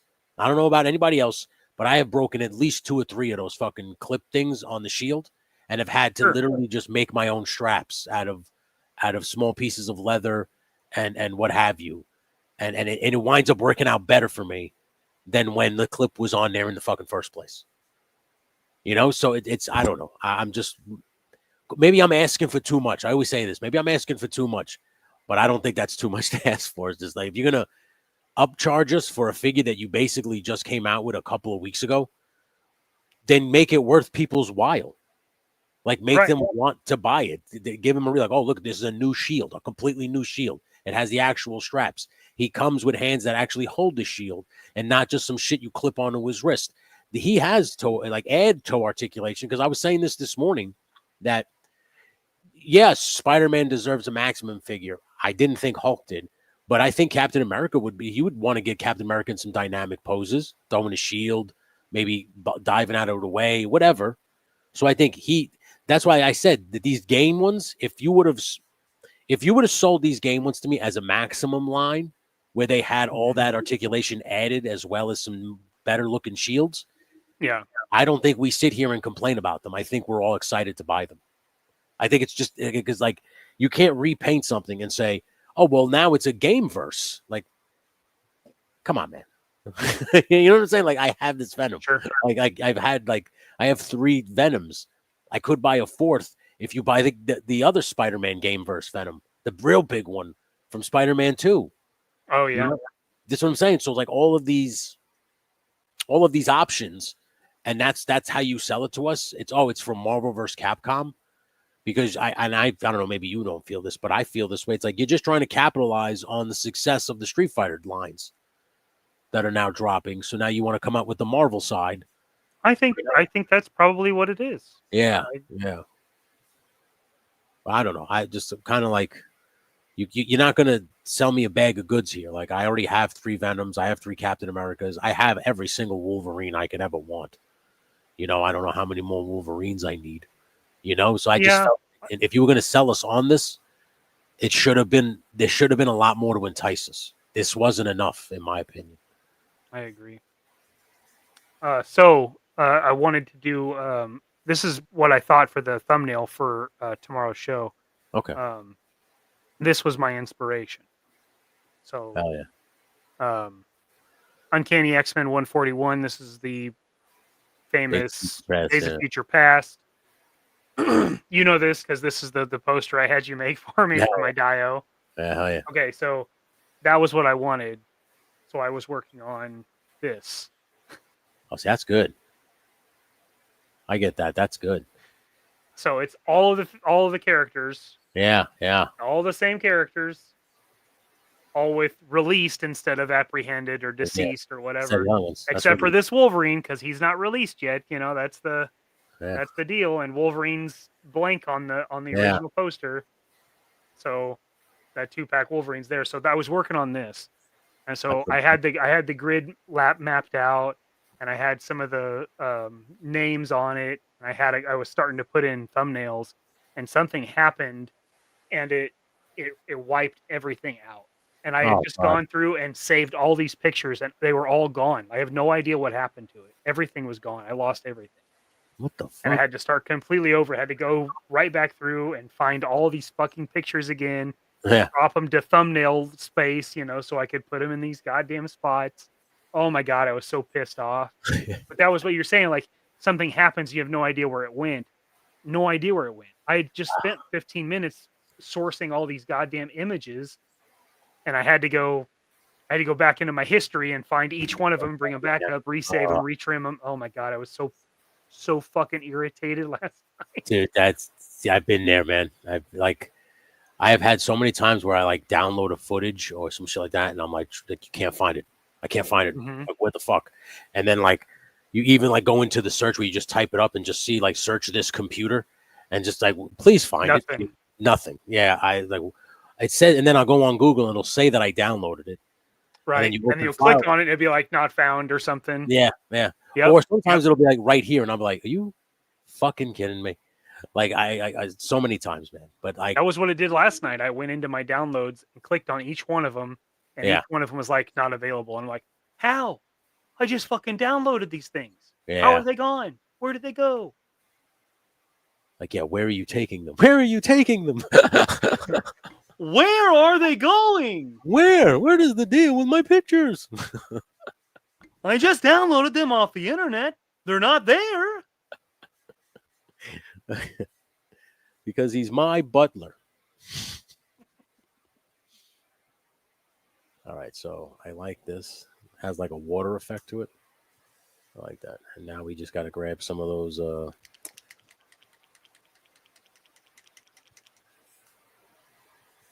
some of the wrestler images, and that's the problem. Like, I don't know where the fuck I put those. Are you hopefully you're more organized than I am when it comes to like all of this stuff when you make your thumbnails and so I am so unorganized. It is frustrating. It truly is. Yeah, I think I'm fairly organized. I mean, okay. You know, oh, there we go. I got it. All right, good. Like, do you have everything in its own folder? Do you just save everything to one thing when it comes to like the whole? Yeah, pretty much. Okay. Yeah.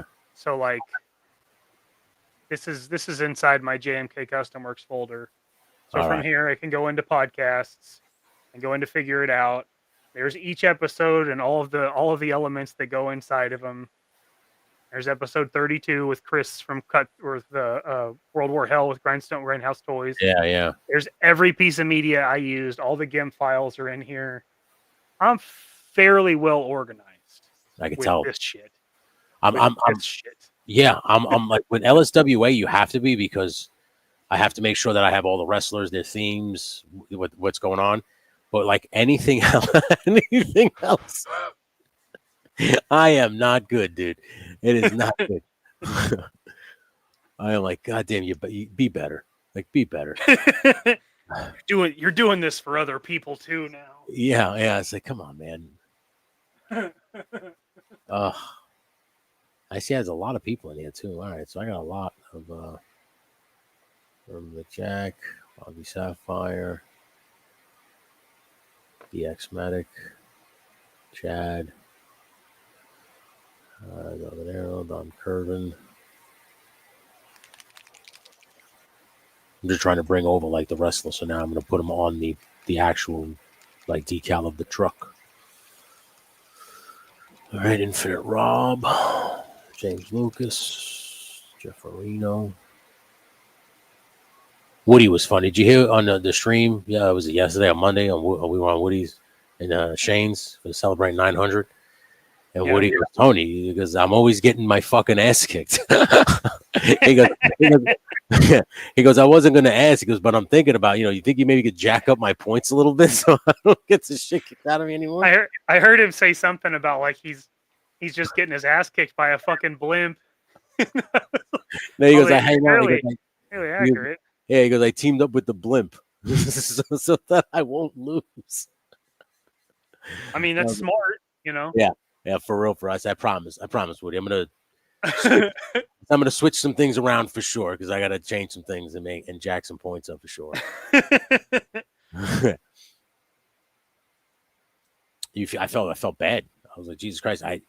But I told him, I was like, I hope and nobody is like thinks that I'm ever just kind of like doing this shit on purpose because everybody's about the same in terms of like in terms of their statistics, like their overall. Everybody you created that we watched, you put it pretty much everybody at the same point. Yeah, level. I put them at like 80 or some shit. And then you simulate the matches. I mean, I definitely don't think you're doing anything on fucking purpose. You know what I mean? Well, you could super chat on Sundays for those. I'll allow that. We'll call those steroid chats. Oh yeah. You want a little bit of juice, Kane? Little juice in the chat. Yeah. Yeah, come through on Sundays. Yeah, drop a super chat. Yeah, and we'll jack those stats up. The champ is here. Tony's fixed the television champion, definitely in the house. James Lucas not found too much porn. Too much porn. What's the deal with these JPEGs? I don't see them pegging anybody. If I save it as a PNG, why do I need it as a JPEG? What is going on? What's the deal with all these files? Yeah. Why is there a hard drive? Is there a soft drive I don't know about?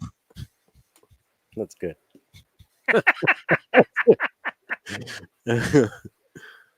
Oh my god.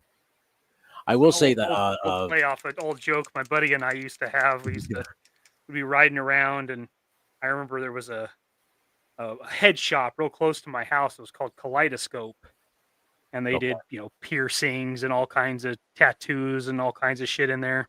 And they were a vendor for Tom's shoes. You remember those, the canvas shoes that all the hippies like to wear? Yeah. They were a vendor for those. And I saw it on the sign. We were sitting at the stoplight, and I'm like, "What's the deal with Tom's shoes? I bought them. They should be my shoes." So stupid. But his was always like, "What's the deal with hardwood floors? Are there softwood floors?" Yeah. If they're Tom's shoes and I buy them, wouldn't they be Mikey's shoes? When do we transfer ownerships? And what if Tom wants them back? Do I give them back? Does he give me a bill of sale for his shoes now that they're my shoes? Goodness gracious. I uploaded a lot of people. I'm going to do this. I don't know if Action Figure Addicts is in here right now, but Blake Tarpley is. What's up, Blake? It's good to see you. I mean, GIF or GIF? Can somebody please describe this to me? I do like GIF. I do like the peanut butter. Don't care about the pictures. I also like the peanut butter. The GIF peanut butter. Wait, like, all right, are you a Skippy man or a GIF? No, man? no, I'm a GIF man. Yeah. That's my favorite. As far as like bogus peanut butter with high fructose corn syrups go, Facts. That's what I like. I like the GIF. Or if I'm feeling real trashy, I'll get a little Peter Pan with the honey. Really? I didn't know they had that. That's pleasant. Oh. That's pleasant. Now, if you get fancy peanut butter, I mean, almond butter if you're really watching yourself, but with the honey, that's a real treat. Oh yeah. Especially if you can work in a banana. That's what I'm talking about. God, bananas are delicious. I had one. That used to be my smoothie when I was really, really being good, was a peanut butter banana smoothie. All right. So good. Let's start moving all the wrestlers on here now. This is the fun part right here. All right. I know there's more of us, and I don't have my picture I gotta have to find that. I'm gonna have to get that.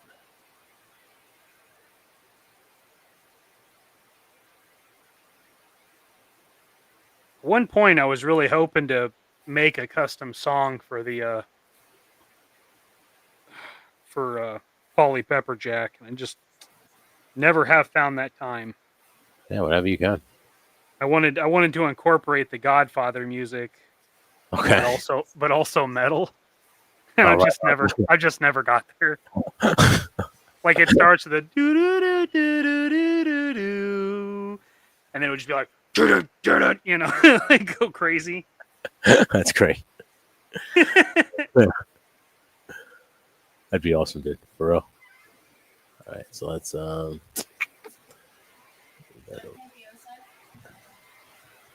you don't have to. Yeah, you don't have to. My wife is working on a project for herself too. She got a like a ram skull. I can show it. Yeah, if you like. Would you mind if she shows it, Mikey? Not at all. Not at all. Yes, please. She painted like a ram skull with some gold leaf. Okay. Added some moss and some jewels to the eyes. Ooh. And now, yeah, check it out. Oh, my camera's not working. Sorry. That's me. Oh, I thought you did that on purpose. No, that's me. That's all me. So see, she even glued a little. My. She glued a little gecko. Oh, that's Yeah, what she's gonna hang it on a piece of wood. Yeah, let me see. So she took this, painted it. Okay. Hang it like this on there. Gonna hang it on our door. But she's gonna put moss on the wood to blend it better. Oh, okay. Did a pretty good job. Like the little. That's pretty intense. Gold, yeah, the gold leaf. It's pretty good. I found this. I don't know if you want to add this, by the way, babe. This little bug. This little. Yeah, Add the bug. Yeah, add the bug. Add the bug. Bug. I just reminded of Always Sunny when he's like talking about the computer virus. Yeah, yeah. Either add it in the nose or on the wood piece. Yeah, but yeah. Bug. Yeah. I got infected. You got infected with a computer virus. Zakanin says a little gnome blood should make that perfect. Wow. So I just want you to let you know. Good stuff. The skull looks nifty, Stu for Lunch says. Tony, if you start seeing pentagrams on the floor or on the walls, get out. I know. Camera's off again, Tony. Oh, Jesus Christ. Yeah, I got my fucking wire in the back. I've been talking about getting this new SDI wire for weeks, and we have just not gone to Alto Music to get that one. And I truly, Bear 11 Charlie said that's cool too. It'll look cool, but you could made an awesome Skeletor Havoc. I was going to do that with that skull. That's why we had it. It was sitting on my wall, and I was going to make a Havoc staff with it because I found that at Spirit Halloween, right? We found that. I found that skull at Spirit Halloween. And I wish you wouldn't have said that. I just assumed you guys found it in the woods. That was way better. Well, that's good. That means you did a good job. Thank you. Man, you did a good job painting that because that thing was as pristine white as it could possibly be. So she gave it a good black wash and added all the detail to it, and added all that stuff to it. So she did a really good job. You done good, kid. You done good. Yeah, you did a good job. I'm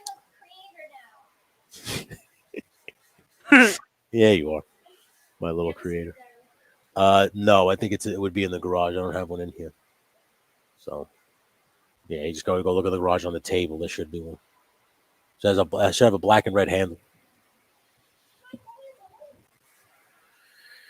All right, so I have to find Polly. I didn't find Polly Pepperjack, and I didn't find myself or Kitsune. So I have to look for us. Look what the fudge. I was happy to see Polly Pepperjack finally pull out a W. He's going to be fighting for the No Limits Championship. Justin Booth better get ready. Ooh. Yeah. Coming after Justin Booth's gold right there, that No Limits Championship. I hate to tell you, but Paulie's coming for you. The Paulie's coming for you. You better be ready. I thought the wife killed a goat with her witch spells and paid in the sacrificial blood. But Spirit Halloween works too. Yeah, it's true. Yeah, it's only slightly disappointing. Dude, she watches this show on Tuesdays called called Caught in the Act Double Life, right? And she was watching it. That was yesterday. I think it comes on Tuesday. And she was watching it yesterday, and this guy's trying to like tell his brother that his girlfriend is doing some weird shit. And they find out that she's a witch and she's selling breast milk as a love spell or some shit. And I turn right in the middle, and I turn around to my wife. I go, "Is that how you fucking got me? Got me drinking breast milk, motherfucker, right now?" And she goes, "No." She goes, "I promise you, I did not do that stuff." I was like, "Jesus Christ!" And then she goes, "And besides," she goes, "a true witch's love spell is made with period blood, not breast milk." And I just looked at her, and she goes, "Yeah, usually voodoo, like people who practice voodoo, bake it in the food for their significant others to make them love them forever, or cook it in the Good food." Lord. Yeah.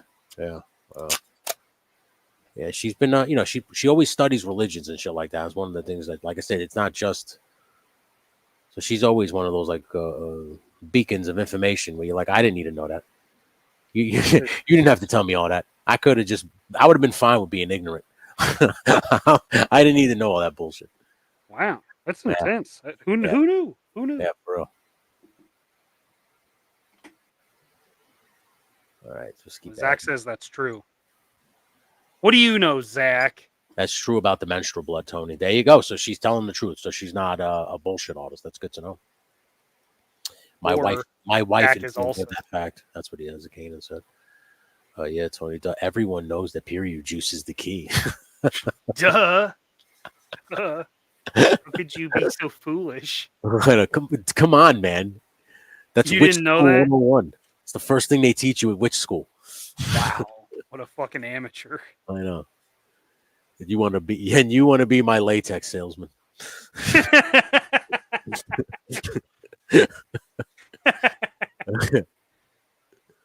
Oh my goodness.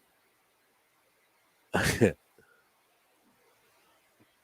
anybody calls looking for Vanderlei Industries, you have to say yeah. You got to say this is Vanderlei Industries. What do we do? You're in latex. Well, what do I do at latex? I don't know. You manufacture it out of this little apartment. It's so good. Like really, the early seasons really are underrated. That first season to me is the hardest one to get through. Halfway through the second season, I think is where they really start to pick up the stride. By that third season, you're hooked. You're all in for sure. I think it's because that first season, there's so much of his stand-up, and it's not very good. It takes a focal point, and the next season they draw it back a little bit and make it more about the people and the relationships between the two. Because like Kramer's not really friends with Elaine or George, and Elaine's not friends with George. Like it's just kind of awkward at the beginning. Do you remember the episode where Kramer meets her at the store, and then she goes, "Okay, Kramer," and then he goes, "Come on now, we don't ever hang out with each other. We'll do lunch too." And it's like the first time you actually see like he makes like actual friends with Elaine, and it's the episode where he's got the cream in the suit and he sells the suit to Banya or some shit. I don't remember that one. Yeah, and Banya's like, "I want my suit back," right? And she goes, "Banya, you still want that?" She's living with the freeloader that she met in England. That he comes and he was supposed to leave and he's just stealing money from her. Yeah. And then he takes the free suit and he gets a job and she goes, "Man, you still want that suit?" And he goes, "You're damn right I want that suit." She goes, "There it goes." And he runs after the guy up. The place is funny. That was the one where it goes, "This is the meal, Banya. This is the lunch." Okay. And he goes, "Hey man, I bought you an Armani suit. I deserve 2 lunches at Mendy's."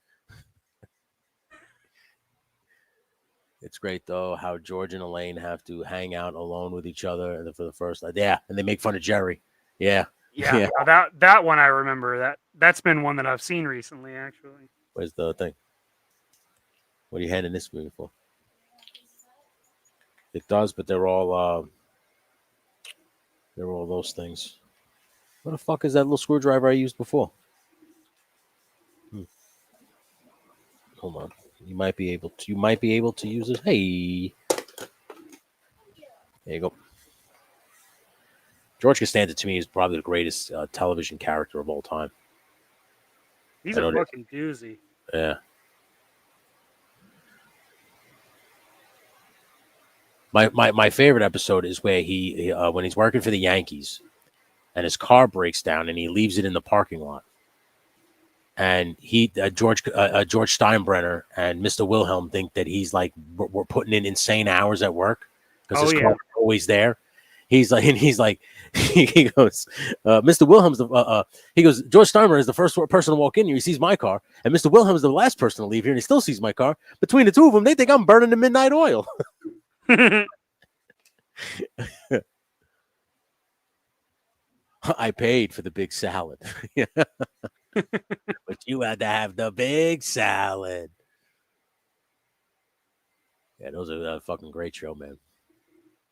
It really is. It took me a long time to appreciate it though, because as a kid, I did not think that shit was funny. Yeah, well, because it's just middle-aged white people at the time. Yeah, you don't have any life experience for a show about nothing to make you laugh. Like, it's not funny. Yeah, and a lot of times, I will say this: there's some of those jokes that I only say this because you have to be a true New Yorker to understand.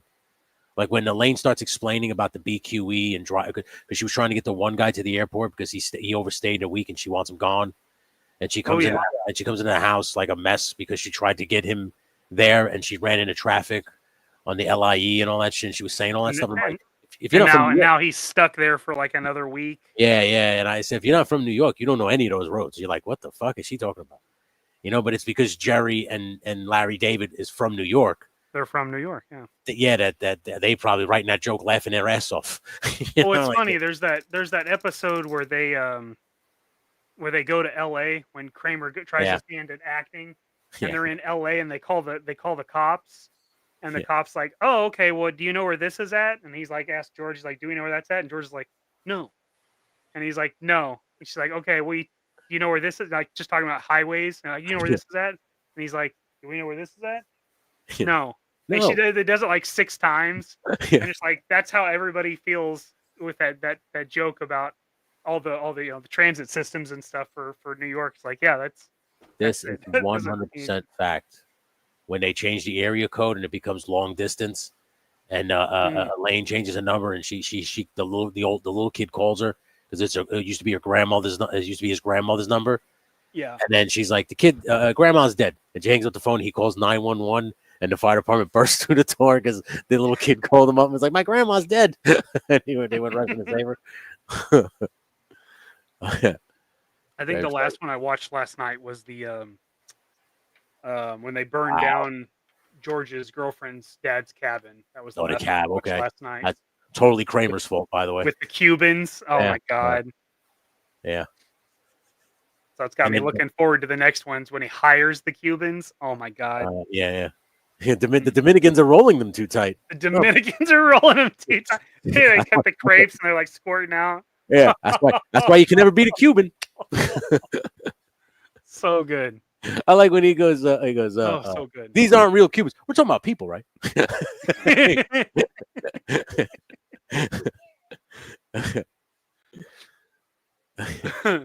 He goes, I think so. Yeah, and so like that in that same stretch is the maybe this one was after, but where Elaine is dating the therapist. Okay. She tells him that she's been seeing this guy Kramer. Yeah. He goes up there to tell him to, piss off, let us live our life. And he ends up like smoking a cigar with him, and he comes down. And he's like, he's a very influential man or something. What he said. I think when he goes, you can and you will. The doctor's like, you can and you will. And he's like, okay. Like, no, I couldn't do that. You can and you will. You can and you will. Yeah. That's also that's when Crazy Joe Davola comes into the picture. Yep. And he goes, you hear that, Seinfeld? Got a hair on my tongue. It's annoying. You're annoying. You know what that's like? Yeah, you know what that's like. With the kibosh on my show, Seinfeld. Now I gotta put the kibosh on you. He's gonna put the kibosh on me. He's Joe Davola's gonna put the kibosh on me. Crazy Joe Davola's gonna kill me. Oh, so good. Oh yeah, I love that shit.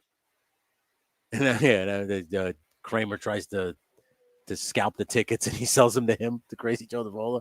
Oh yeah, for the play. Yeah. He goes, are you scared? He goes, yeah. He goes, do you know why? He goes, no. I also love the two gay dudes that always beat up Kramer. Oh yeah. Well, wait When till he doesn't want the ribbon. Yeah, yeah, Oh yeah. yeah. Who doesn't want to wear the ribbon? I'm wearing the ribbon. She is wearing the ribbon. I don't want to wear a ribbon. Oh yeah. That show's fucking gold. Do you hate me because of my lazy eye? I remember that yeah, it has come to my attention, George, that you had sex with the cleaning lady under the desk in your office. He goes, was that wrong? Was I not supposed to do that? Because I tell you, if I got a memo about, I would have never have done that. I don't know. I would have never have done it. Yeah. Oh my god. Okay, now I just saw the new Mezco Hulk at San Diego Comic-Con. I need to see some more and scaling. So what is it? A big green figure with purple pants? Is that what it is? It does sound like the whole. Yeah, that's what I assume. I just can't trust Mezco. I'm sorry. Their customer service. Is it because of the Superman thing? It always will be. He's never moving on from this. I can't do it. I'm sorry. I'm a man of principles. You know, and sometimes it's a principle thing for sure. Yeah, and sometimes I just that customer service really upset me so much that I'm just like, nah, I can't allow it. I can't let it go. I would like to let it go, but I just can't. Maybe someday. Yeah, and I saw that what's funny is that 3-pack now is like on sale. Because that was the one I got, that Superman, Batman, Flash 3-pack. Oh, that's the one I pre-ordered. Okay. Yeah, and it was that one and the Conan one, and they fucked me so bad on the Conan one because I pre-ordered that day one. Like I was waiting on the Mezco site for it to go live, so it wasn't like I waited a full day or some shit and fucked up and got on the pre-order list late. Oh, day one, like hour one, minute one, and you basically tell me that I'm asked out, even though the point of the whatever down payment was to ensure that you get a figure. And they couldn't they couldn't explain that. They couldn't understand that when I was explaining that to them. Oh, you had to have the reservation talk with them? Yeah. I'm like, well, how are you going to take my money as a down payment? And it says on there, non-refundable down payment to ensure that you get the figure. And then you're telling me that doesn't ensure you get the figure. Why do I have a down payment then? Why won't you just then either take the whole money at the beginning or not just take the whole thing when the thing drops, if that's the case? That would make sense. Yeah, that really upset me. I see Kanan pretty much, Tony. So just a giant green figure with purple pants. Now, so you understand the taking the reservation. Yeah. It's the keeping it. Yeah. Okay. You know how to take the reservation, but you just don't know how to keep it. Yeah. Do you want anybody can take a reservation? I could just sit here all day and take reservations. Yeah. I know. You got to get a hold of the screw. Oh. And for some reason, that ain't coming out. There you go. The screw is still there, but I can use pliers. Like I couldn't. The screwdriver for some reason isn't catching on the thing. So I'll just do this. This is my LSWA trailer. I got to put us on there. I didn't find our picture yet. I might have to go on Canva and just take those pictures off that I put on there of us. Because I can't find them on my computer. I got to find me, you, and Paulie Pepperjack here. You're welcome. Do I have to do this today? I wouldn't. No, if anything, I would take an actual long screw it from behind the piece of wood all the way through into the skull. My God, that's sexual. Or actually, matter of fact, let me see that. Let me see it. Let me see the skull. I don't think so. Look. Just just put one screw in the thing and just hang it right on there. Yeah, that's all. There you go. You're welcome. I know.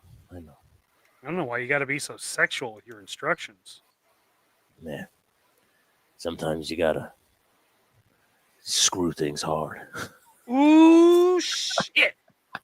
Now, if I'm a great action figure customizer, I would take that Mezco Hulk and make a Savage Dragon figure. Because I'm looking. Somebody suggested it on Monday. They had like this, just this like blank body, and they said that it's great for the Savage Dragon. I would love that. If the Mezco, if the Hulk Mezco is anything like the Thing, the shoulder peg is the size of the wrist peg in the Marvel Legend, and my arm snapped off. Jesus Christ! If you don't rotate the arm, the shoulder butterfly, it snaps. Goodness gracious! Skull screwing? What the hell am I watching? You're watching two silly gooses. A stew. Two silly gooses. We're doing our best Full Metal Jacket. Yeah. The glue gun is not on. You can have it though. Just be careful. Hold on. There you go. You're welcome. Let me just keep working on this picture, and then I'll show you. This is basically when you see WWE trucks. This is basically how they look. Like they have like all the roster on the side of the truck with the logo right in the dead center. You know. I guess they have that with like bands and shit. I assume, like on buses, tour buses. Dude, they have that for the Budweiser Clydesdales. Really? Yes. Jesus Christ. I saw him the other day. My wife she was doing side. What were you doing? And you saw the WWE truck that I thought was cool. Yeah, you were driving back here, and you're like, "Hey, I saw a WWE truck at the truck stop." Yeah. I'm like, that's cool. That obviously means they were around here somewhere. Around here, it'd probably be like a fan. It'd just be their truck. Yeah. Like, you like it? I had that airbrush custom. Yeah. You like that Stone Cold Steve Austin, right? It looks pretty good, right? Texas Rattlesnake. Texas Rattlesnake. All right, we close out Max Tucker. Add Mython the Python. Ooh, yeah, Mython the Python. Gotta stand next to Blake Tarpley. Yeah, his tag team partner, the Handsome Snakes. Oh, yeah. They're slithering into a movie theater near you. Yeah. Was that Tango and Cash at our beginning with me and you? Yes, it was Tango and Cash. All right, I'm happy to see that. God damn, I want to watch that movie so bad. It's the perfect representation of our tag team. I like to absolutely, I absolutely agree with that. That is a major moving violation. Yeah. When he shoots the tank, he goes, that ain't sugar. A lot of coffee, but that ain't no sugar. Yeah. They think when he shoots the truck. I want your badge. I want your ass. Who the fuck you think you are? He thinks he's Rambo. Rambo is a pussy. Oh my god. Oh Jesus Christ. When they come in on Cash, and he's sitting on that guy that tried to kill him, when he's sitting on him in the chair, the guy comes in, he's like, Jesus, what is this? He's like, English 101. Yeah. I fucking love that movie so much. I gotta put Avi this day because he's the current reigning Gimmick Factory champion. You believe that crazy highway robbery? Huh? He stole that title from Jojo Jerk. It was impressive. Sometimes this game actually works out, and like you don't like expect it to work out the way you want it to. And like all those guys started interfering on Sunday, and I was just like, where the fuck? And then I realized wild. Yeah, I made it bloodline rules so people are allowed to interfere, and it just picked random people to interfere, and I was just watching it like all play out, and I'm just like, where the fuck?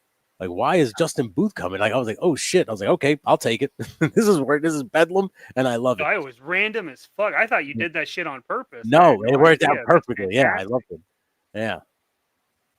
Tony, that was me. The Atom Super Strong Body. Okay, that was you, Menjoza. Okay, the Atom Super Strong Body is the blank. I was thinking of turning it into the Savage Dragon. Thank you so much, Menjoza, because I love Savage Dragon. It's my favorite Image Comics character. So if I like, apart from the Batman toy, I know Zakanin sent us, or at least he sent me that guy who 3D printed the Batman toy, the action figure. But I still want to make my own custom. But Savage Dragon's on my list of customs too. I have to prep turkey burgers and come back to screwing things right into the skull. Turkey burgers sound good, bud. You betcha. Are you comparing yourself to Kurt Russell, Mikey? I never said that. I never said that. That's our duo dynamic. I could never fill Kurt Russell's shoes. Yeah, you currently are. Yes, you are currently the tag team champions. You are, but 2 Sundays ago, Ayo Smudge got a count out victory on you and kind of like rubbed it in your face that they beat you, but you got it back this Sunday when you guys scored a big time victory because Mython was not playing any games and he won with an insane powerbomb. But you still wear that shame. Yeah, Ayo Smudge brought on your crest. Yeah. He besmirched you and your family. He besmirched you, yes. Yes, I do, Justin Booth. They will air on the storyline-based content this week. I just got done recording Monday Night Raw before I went live here with Mikey. I'm going to do WCW tomorrow. And then, of course, Friday will be the big editing day. And then I will just post them all over the weekend. I think, like I said, there's no set time when these fucking things come. They just, as a member, they will drop like weekly. Just they won't be. There's no specific day. I don't have like a schedule. Purely biological. Exactly. It just happened. I blew my load. It blew my load. Yeah. Isn't that good? Hi, you're just celebrating over there. What are you doing? Oh, all right. Is it working? Is it good? All right, right on. It's just like you're like, oh. No, he heard when I finally understood what was like they were laughing at that. Yeah. It's nice to see. From now on, this is what I want to see. Thank you. Jesus Christ. So next time I suggest things to you, I think you should start listening to me. Yeah. Go ahead, breathe heavy. Because you know I'm fucking right, lady. Ooh.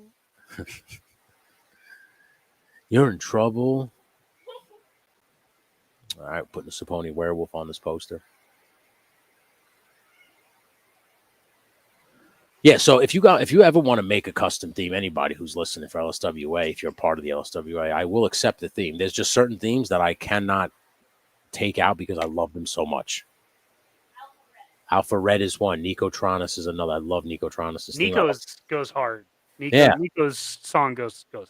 And I like the Blackjacks because it reminds me of a classic 80s wrestling theme. So Yeah, I really like it.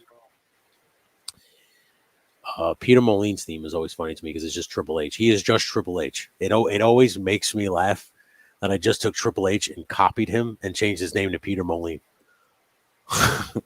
That's what it looked like when I first saw that one. I came in late on that one too, and you had him, and I was like, that's just Triple H. Triple H, yeah, dude. He was just because he goes when he was in the the wake and bake when I'm making everybody, and I'm like, Peter, what do you want? And Peter goes, he goes, I look like Triple H. That's it.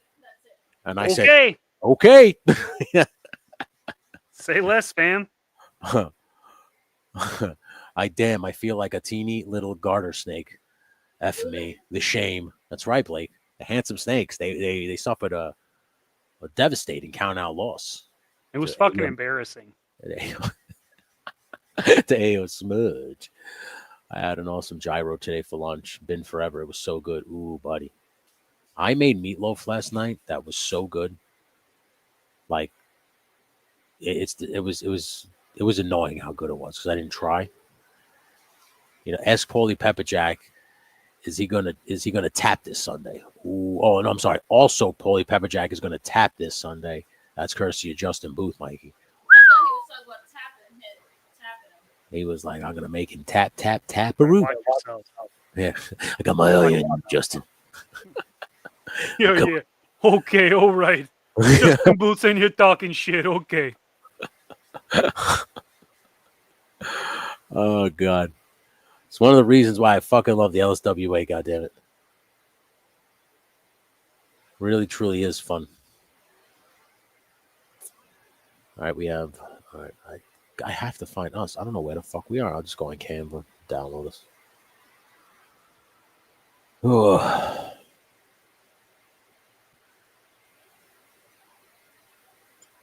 This is like my like. I'm like, you want to see what it looks like, bud? I'll share the screen so far. Sure. All right, so let me come over here because I think I'm still in your room on this, or am I not? Yes, that's it. Okay. Share screen. Share window. All right. Boom. All right. So it's a stage. So that's what I got so far. That's what's going to be on the truck right there. So I have it. This is centered where it was. So I'm just going to add a couple more people on this end right here. That's why I got to look for you, me, Kitsune, a couple other people. But this is basically going to be the decal on the side of the trailer. I like that. That looks good. Yeah, right? Yeah. So I think it's coming out pretty well. I hit you with a little De Niro. Yeah. It's good. It's good. Yeah, it's good. It's good. What? Did it ever have real mushrooms? Real mushrooms? I mean, you could. I would. Don't you have to soak mushrooms in something so they don't go bad? No, I thought they're dried. I can glue them and they just stay how they are. You have mushrooms dried out? Yeah, but not the ones I want to glue on here. Oh, well, then I guess you could. Wait. Yes, we do. Did you notice they updated Canva? Do they? Yeah, it's all new. Yeah. Fucking weird. But yeah, so this is what I got. Like Gonna that. add a couple more wrestlers, and then, like I said, on the other side, it'll just have big LSWA logo, and then it'll just have like our logos, like the JMK Custom Works, and Oh, okay. like all that stuff on the other side of the truck. But I like this. I think it's coming out good. That looks So really like, I'm trying to get everybody who's like a consistent member. I feel like they deserve it. That's why I definitely want you on there. And Zakane, and I got to get Zakane. Like I said, I had all of these guys. I just can't find. Like we're just talking about it. Like I have a folder that has all of these guys in it. So I made a folder specifically for these screen captures, and I still can't find me, you, Zakane, and everybody else. An albino cobra. He is elusive. I know, translucent, if you will. Well, I guess you could glue these. I guess so. Yeah, I guess so. Yeah, I guess you could glue these. Yeah. You could just, yeah. Yeah. You can glue those mushrooms, yeah. Yeah, put glue them. Just put a little glue on them, yeah. Yeah. She put on that fucking show a couple days ago, and as soon as that guy started talking, I started laughing. That Josh Gates. As soon as he put that shit on, he was like, "We're about to go on a serious adventure. This is Expedition Unknown. Yeah, I'm about to take you somewhere deep in the Serengeti, where we're going to discover adventure, excitement, and something new." Right?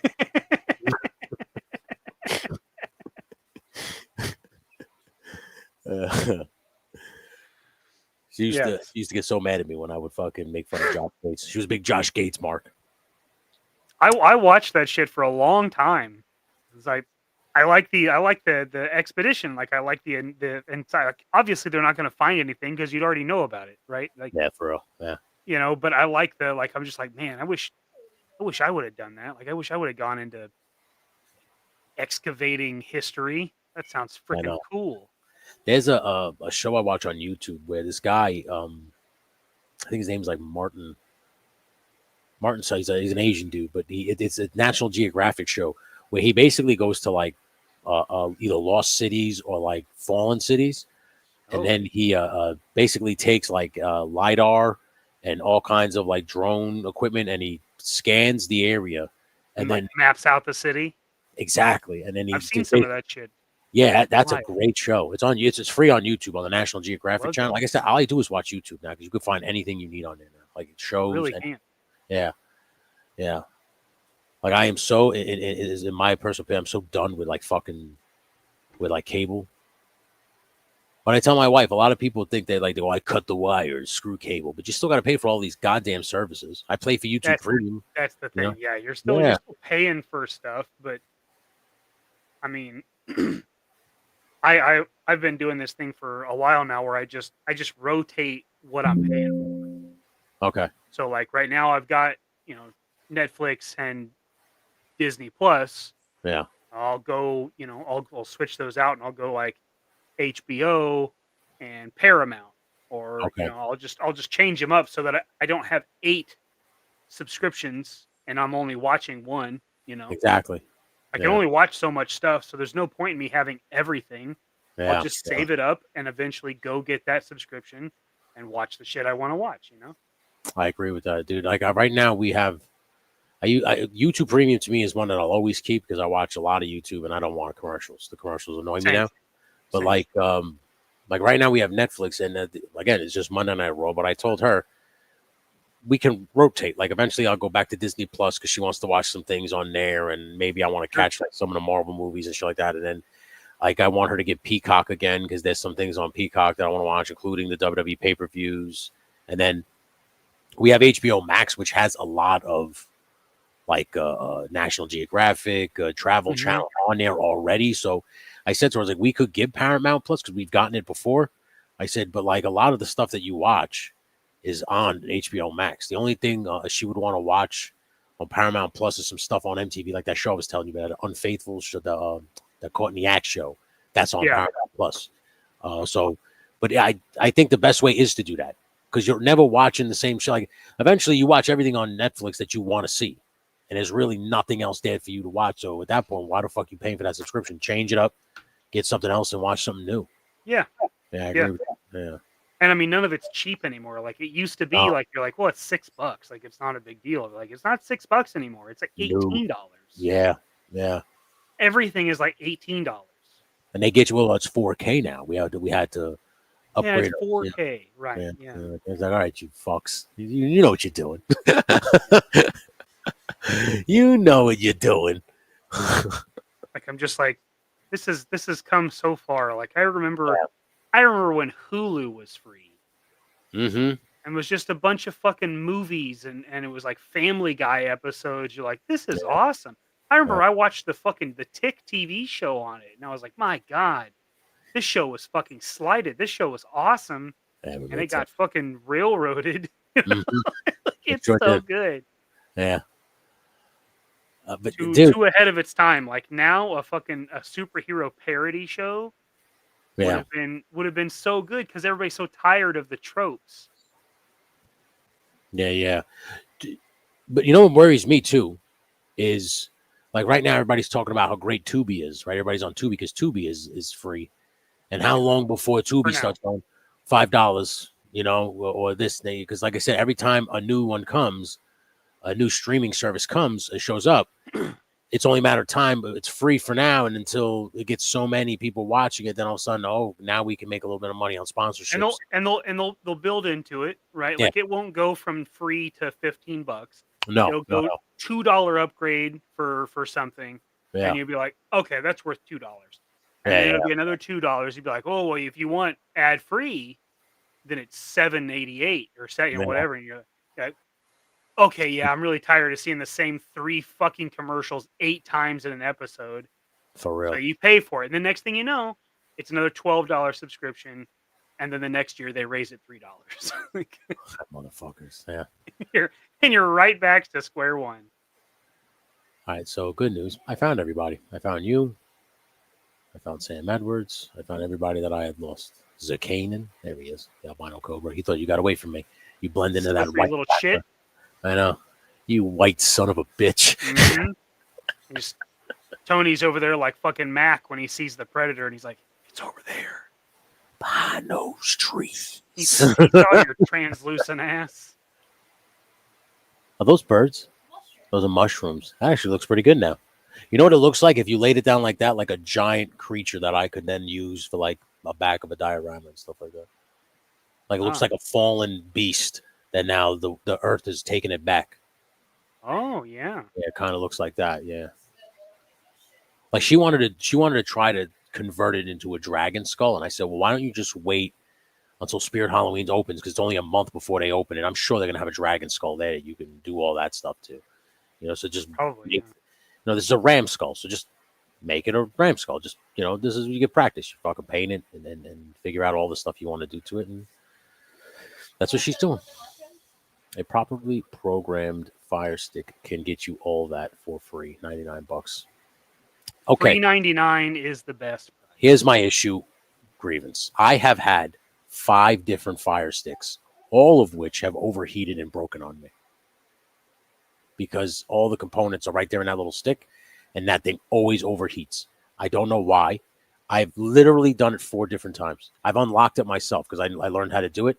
And I unlocked 2 of them myself. I had all those programs that you can watch whatever the fuck you want when you want.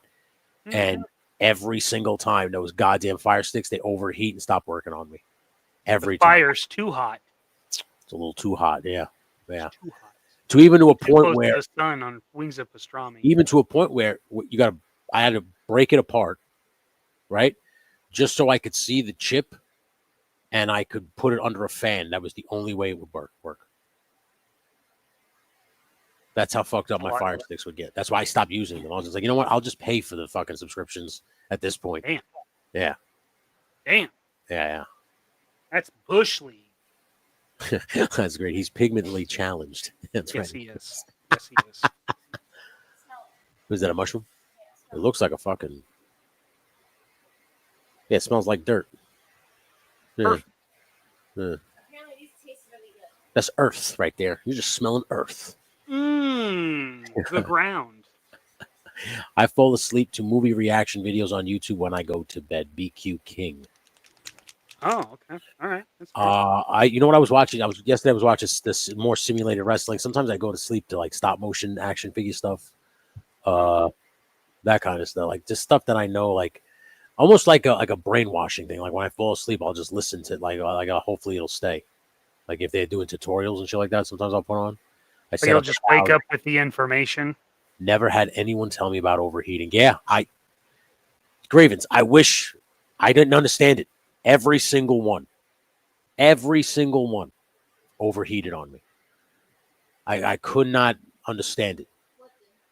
Those Fire Sticks, the Amazon Fire Sticks. Yeah.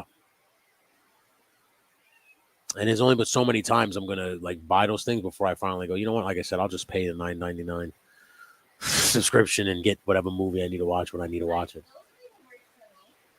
That was Grievance just said he's done 1,000 of those things and they never heard of overheating. Yeah, I don't know why it overheated on me. It did, like multiple times. It was very frustrating too because I enjoyed the Fire Stick, getting everything for free. You could even get like wrestling events, like pay-per-views for free too. They had everything on there. Jeez. Yeah. Like whatever movie you wanted to watch, even if it was still in theaters, that Fire Stick was able, you could watch it no problem. But now I just go on HD.today, or you ever try that one? I never have. HDtoday.tv. And it has everything.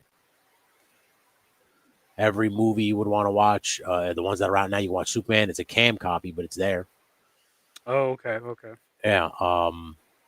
Anything that's out on like all the streaming services, like Thunderbolts is on there.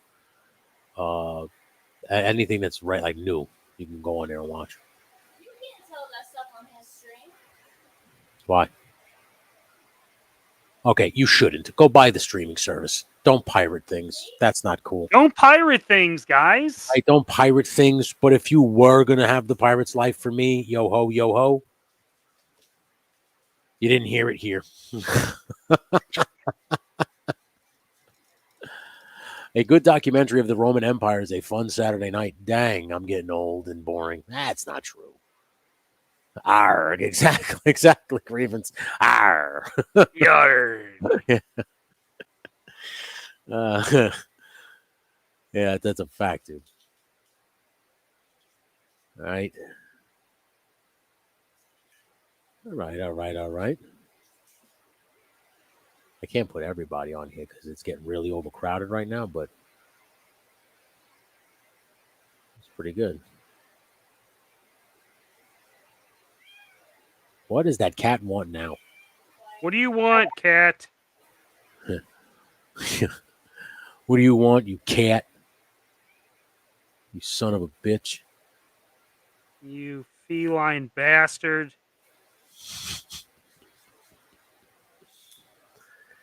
That cat's a real motherfucker. I love that cat though. Some bitch. They've learned how to divide and conquer us too. This little one gets her to stay with him. He gets her to stay with him, and then the girl cat in the other room will meow for me, and then I'll go in the bedroom, and then she'll lay next to me and keep me away from my wife. So it's like they're almost like dividing us. They found the cracks in the foundation. They were Yeah. exploiting them. Yeah, for real. I said to my wife, I said, "How the fuck did this happen?" I was going to say that she's the only girl I'm not jealous of, but if she keeps taking us away, then I am. I know that bitch, huh? Yeah. Just gonna- That bitch. Mm. Play when I'm trying to play Baron. Yeah, she's like, not my man's. Mm-mm. Yeah. Bitch, you better recognize. Be nice. You better not. I'll cut you. I'll cut a bitch. Whoop that trick. Whoop that trick. Whoop that trick, honey. Whip that trick. Oh shit! I forgot to put in Yo Joe Jerk. Whoa. I He's can't put the best one. You can't forget that. that. He is the most accurate. So accurate.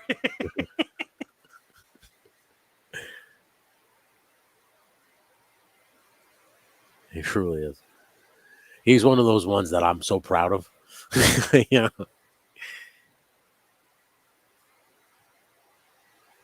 Yeah, you fucking nailed that one. I like to believe I did, yeah.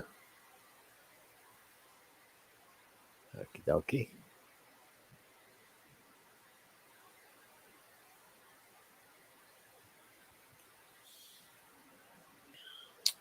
All right, Kitsune.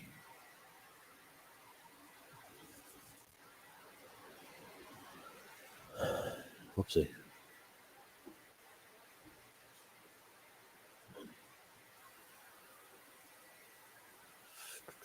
From the Philippines. Hello, Wow, that's sir. awesome. Thank you for tuning in, and thank you for subscribing. Thank you. Appreciate Oh it. yeah. Appreciate it. Look at you getting people from the Philippines, bro. Wow. Wow. Wow. Wow. Wow. Yeah. Wow. It's just like wow. Wow. I can't believe it. Wow. Dude, wow. Yeah. Wow. He just unsubscribed. He's like, I don't want to hear this shit. All right. Yeah. Yeah. Goodbye from the Philippines. I don't need to hear their impression of Owen Wilson saying "Wow." They're not even painting. My God. I'm out of here. Like, I don't need this shit. Yeah. Oh man. That was good. All right, room. What's his problem now? What's his beef? Hey, what's your problem? Hey, cat, what's your fucking problem? Hey, cat, you got a problem over there. Hey, the cat's got a problem. Maybe you can sleep outside. I didn't do nothing to him. I'll tell you that. I didn't do nothing but love that cat. That was talking to me like that. I don't fucking think so. Cat better have some respect. Put respect on his name. Yeah. Well, probably, maybe you could put the bottle down. You wouldn't be such a piece of shit.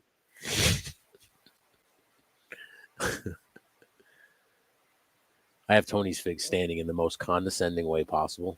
Like he's almost like, do I have to be here? Like on this picture.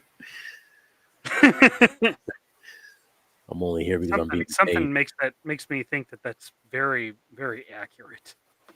Yeah. He's like, come on. Do I have to be here today? I'm not even supposed to be here today. I'm not even supposed to be here today. right. Salsa shark. And, What the fuck?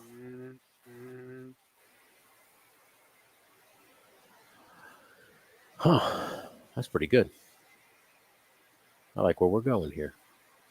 feel good about that? Mm-hmm. I'm going to put Woody Triple Deuce front and center because he feels like he needs to be jacked up. I want him to know that we think he's a star. He feels slighted, and that's that's not how it is. That's not the way it be. I would never break down the Triple Deuce. He thinks you're trying to put the triple deuce in the back in the caboose, and it's just not the case. Nobody puts Triple Deuce in the corner. Now I had the time of my life. Oh my god. All right, so Woody's in. Okay, so all that's left here. Okay. Is the albino cobra. We're gonna put the albino cobra in right now. Canaan. Ooh, the guy is so white. Ew. Man, that looks awesome, dude. Fucking hell. Yeah, hell yeah, dude. Pretty cool. The helmet's still I painted the visor. The visor's painted, still all taped off. I don't like to pull it before it's really had time to cure. Mm-hmm. So it's mostly done. Yeah, he looks badass, dude. Came out pretty cool. He says, I also do custom repaint action figures, bro. Nice to see people doing the same thing. Of course, Ralph. Absolutely. Yeah. We love Owen Wilson over here. Wow. Wow. Even, Wow. even in the Philippines, they like me. Wow. Wow. French Polynesia. Wow. Wow. Wow. Better put that Triple Deuce into the bucket. I know. Oh, my God. All right, so I think that's pretty good. I was going to put Estelle on here. Oh. Yeah. Yeah. Yeah. Estelle should go on there. She's, you know, she does make a habit of inserting herself where she's not wanted. I mean, she's a, you know, she thinks she's a star. You know, she might not be one, but she thinks it. And I guess confidence is key. Confidence is key. She should just be happy she's not green. It's not easy being green. Not easy being green. This is why we're the silly gooses, and I'm happy. I'm happy that I'm very happy about being a silly goose. Yeah, it was not false advertising. We were serious about it. Yeah, when you hit me up, he was like, "Yeah, I'm thinking about, you know, what do you think about, you know, making this like a regular thing?" And I literally said to him, "I was like, well, do you have a name do you have a name lined up? Because I love." It was his first question. Like it wasn't like a yes.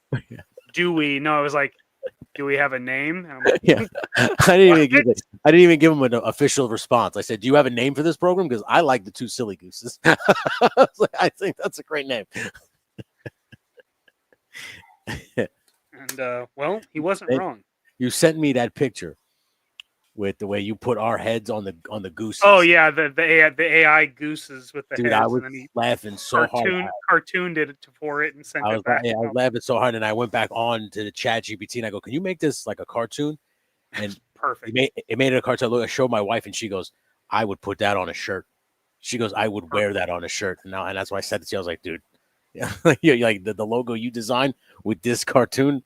I said, it's a wrap for me. I'm in. It was perfect. It was perfect. I the only thing I did is I went in and edited the face a little bit. I changed the eyebrow so it's lifted more. Yeah, yeah. And I outlined the hair a little bit. That was it. Hell yeah. I was like, sounds more like Ray Romano. Ray Romano. Everybody loves Raymond. My parents live across the street, for crying out loud. Ma, I'm Ray Romano. Ma, you brought over the steak pizzaiola. I love you. Thank you. Dad, you look like Frankenstein from Young Frankenstein. Yeah, exactly. That's very cool. Hell yeah, it is. Hey, Tony, Mikey, what do you think about me painting my McFarlane Superpowers Batmobile? Do it. I'm looking into having someone paint it black so that I can use it for my 4-inch 89 Batman figure. I think you could paint that by yourself. I mean, of course, if you want to send it to somebody to paint, you could. A little But steel these- wool and some spray Yeah. paint. You got it. That's what I agree. Just sand it down a little bit and then just hit it with some flat black paint. And I think you'd be surprised as to what you could accomplish. You don't have to ask somebody to do that. You should. Hell yeah. I believe in you. Yeah, I still have this Barbie car that I have to start converting. That's another one. That's like another project that I have. So I have to do the tow truck. Like I have the WWE Wreck-It rig still in a box. I have another one that I want to really turn into something for road. So I'm going to work on that. And then I have this Barbie Corvette that I want to turn into a Batmobile. Because the seats come out individually, and I think I can make them slide. So you could put like a 6-inch figure or a 7-inch figure. Yeah, so like it's this car was pretty impressive. I got it at a thrift store for like $10. So if I fuck up, I fuck. I don't care. It's only a $10 car. Yeah, you're not out anything. That's great. Yeah. What is your favorite character, bros? For what? For what? What are we talking? Yeah, What are we talking the GI Joes, talking the wrestlers, X-Men. What are we talking about? Huh? Yeah, there's so many choices. Would you like to see my finished decal? Yes. I'm done. I'm done with it. And I think it came out pretty fucking good, bud. Hold on, I got Marvel characters. He says Marvel characters. Wolverine, Iron Man, and the Hulk. I love the Hulk. Interesting. Yeah. Wow, you just went for like Avengers, like top tier right there. That was pretty good. Wolverine. Yeah. Well, I mean, Wolverine will always hold a special place in my heart because I was very small. I'm a short guy, and I love the short character. But it wasn't even that. Like that's obviously what draws you to the character. When you start reading it, you just wind up fucking loving the character. Iron Man. I always liked the regular guy. Even though it was money was their superpower, I always felt like the guy who was just a human dude who put on a suit like Batman and Iron Man. They always fascinated me. I always loved those kinds of characters. Well, obviously, Wolverine. That's obviously he's the only one that gets a dedicated shelf. Oh yeah. Everybody else is just kind of chilling up there. So Wolverine, big Punisher fan, love Punisher, and Colossus. I gotta bounce. I'll be back for Colossus. hour 6 of the show. Listen, you son of a bitch. We'll see you then. I love you. I'll see you tomorrow night. Have a good night. Yeah, for real. Okay, so you want to see it? I'll show you.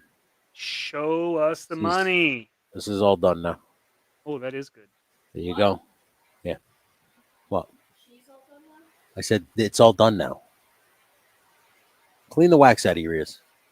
No, of course not. Jesus Christ.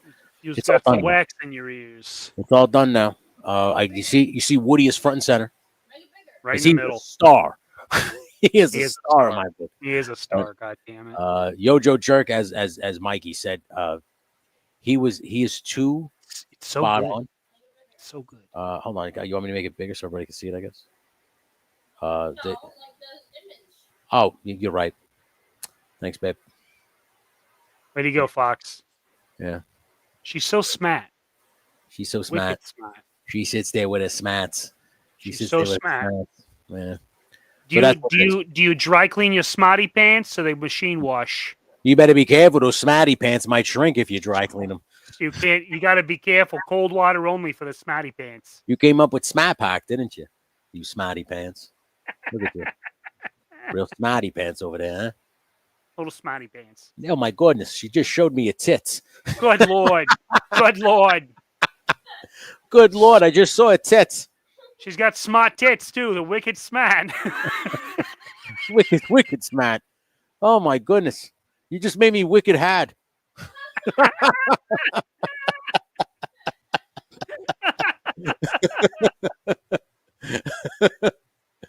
Yeah, so that's it. I'm gonna print this out probably in 2 sections because I'm gonna print it out on sticker paper, and I'm gonna stick it on the side of the truck.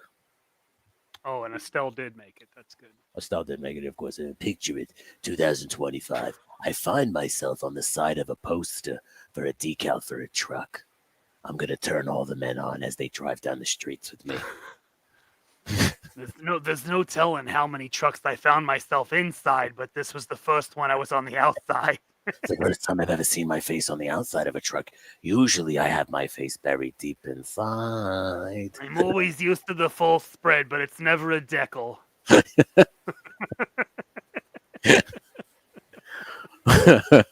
I was never referred to as a lot lizard. I was once referred to as a gecko, but I don't know what that means. I was known for putting out Tyrannosaurus sex. There's a picture of my face at every truck stop on this side of the Winn-Dixie line. They used to call my clam the Mastodon.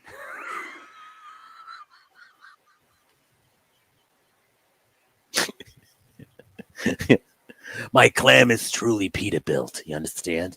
It's ready to go.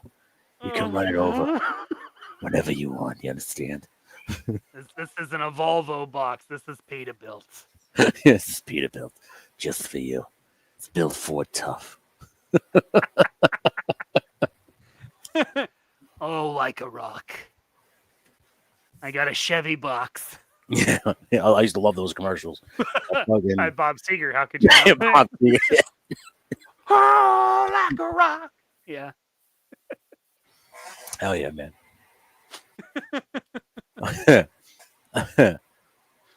Well, man, I mean, 3 hours. How you feeling, bud? I'm good. Yeah, so that's the decal, man. I'm glad I was able to get that done on here today, as well as this. So yeah, now I'm just going to let this completely set. It says, 24 hours usually, these resin epoxies, right? Just to be safe. Yeah. But it's crazy because it's a black epoxy, and I just kind of touched it in the line as best I could. It actually just looks like I welded it together, almost like I melted it together. You got a nice bead in there. Yeah. Got a stack of dimes. Yeah, a stack of dimes. Yeah, just chop it out. Yeah, cut. Yeah, just ringing it down. Tungsten rod. Yeah. Yeah. V8 power. Yeah. Well, he's driving. Yeah. All right. Yeah. Thank you, Justin. I appreciate the enthusiasm, especially for all the LSWA stuff. I really appreciate you guys.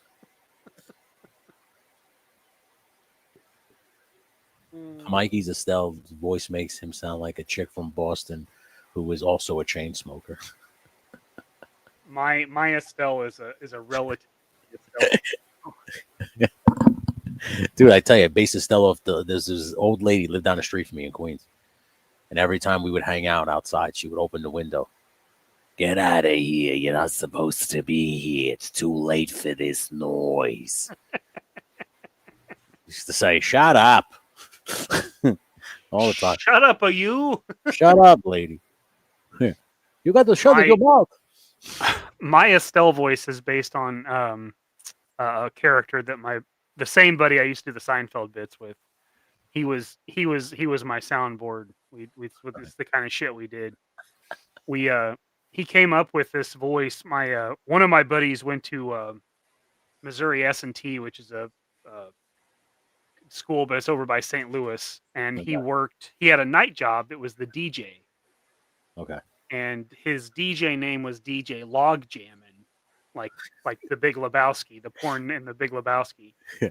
And so my buddy, who was also in school at the time, had about the same hours because they both, studied at night, Zach studied at night and Corey DJ'd.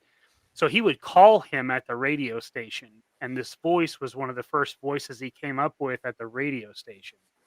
And her name was Janice Smoke.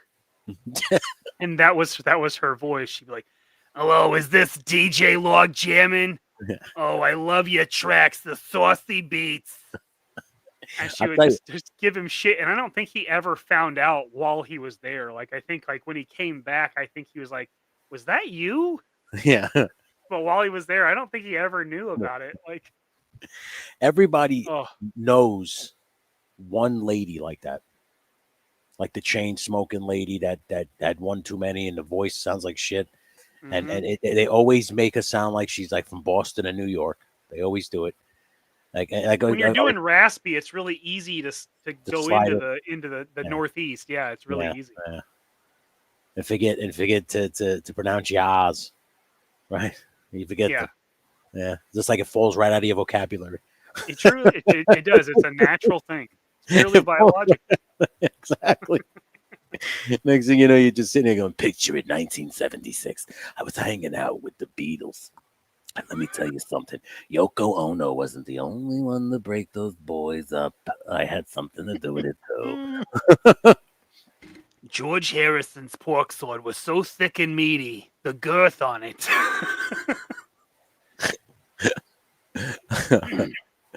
Yeah. He could play my strings anytime. He'd be sliding his fingers down my neck any time of the day. If you could just hear the rhythm. While my guitar gently weeps, George. Wanted Estelle, last known address, Dry Creek Bed, giving a knob job. That's Sugarfoot, bud. Yeah, don't let Estelle hear you saying she's Sugarfoot. That's going to be a problem for you. Paulie won't have to beat you. Estelle will beat the shit out of you backstage. Paulie. Trust me, I know about it. Estelle ain't gonna play that shit. She's gonna be like, "Oh, you better be careful with that accusations, James Lucas." Okay, I appreciate that. Okay, Paulie Pepperjack is a one-woman man, and I'm his woman. I know, bitch. Sugarfoot violated nothing. Yeah, you're violating nothing. Oh my goodness, it's good times. Yes. It's good times, man. Silly gooses. So, are you going to continue to work on that figure next week, or? No, I'm probably gonna call this good. I might do some small stuff, but next week I'll probably start on something new, and I haven't quite chosen what that's gonna be. Okay. I have a Funko Pop that I need to paint for a friend, and that may be the kind of change of pace that we do. Oh yeah. I've already started on some prep work, but I haven't started on any of the painting. Okay. And it's a show it real quick. He's on my desk because I've been working on him, but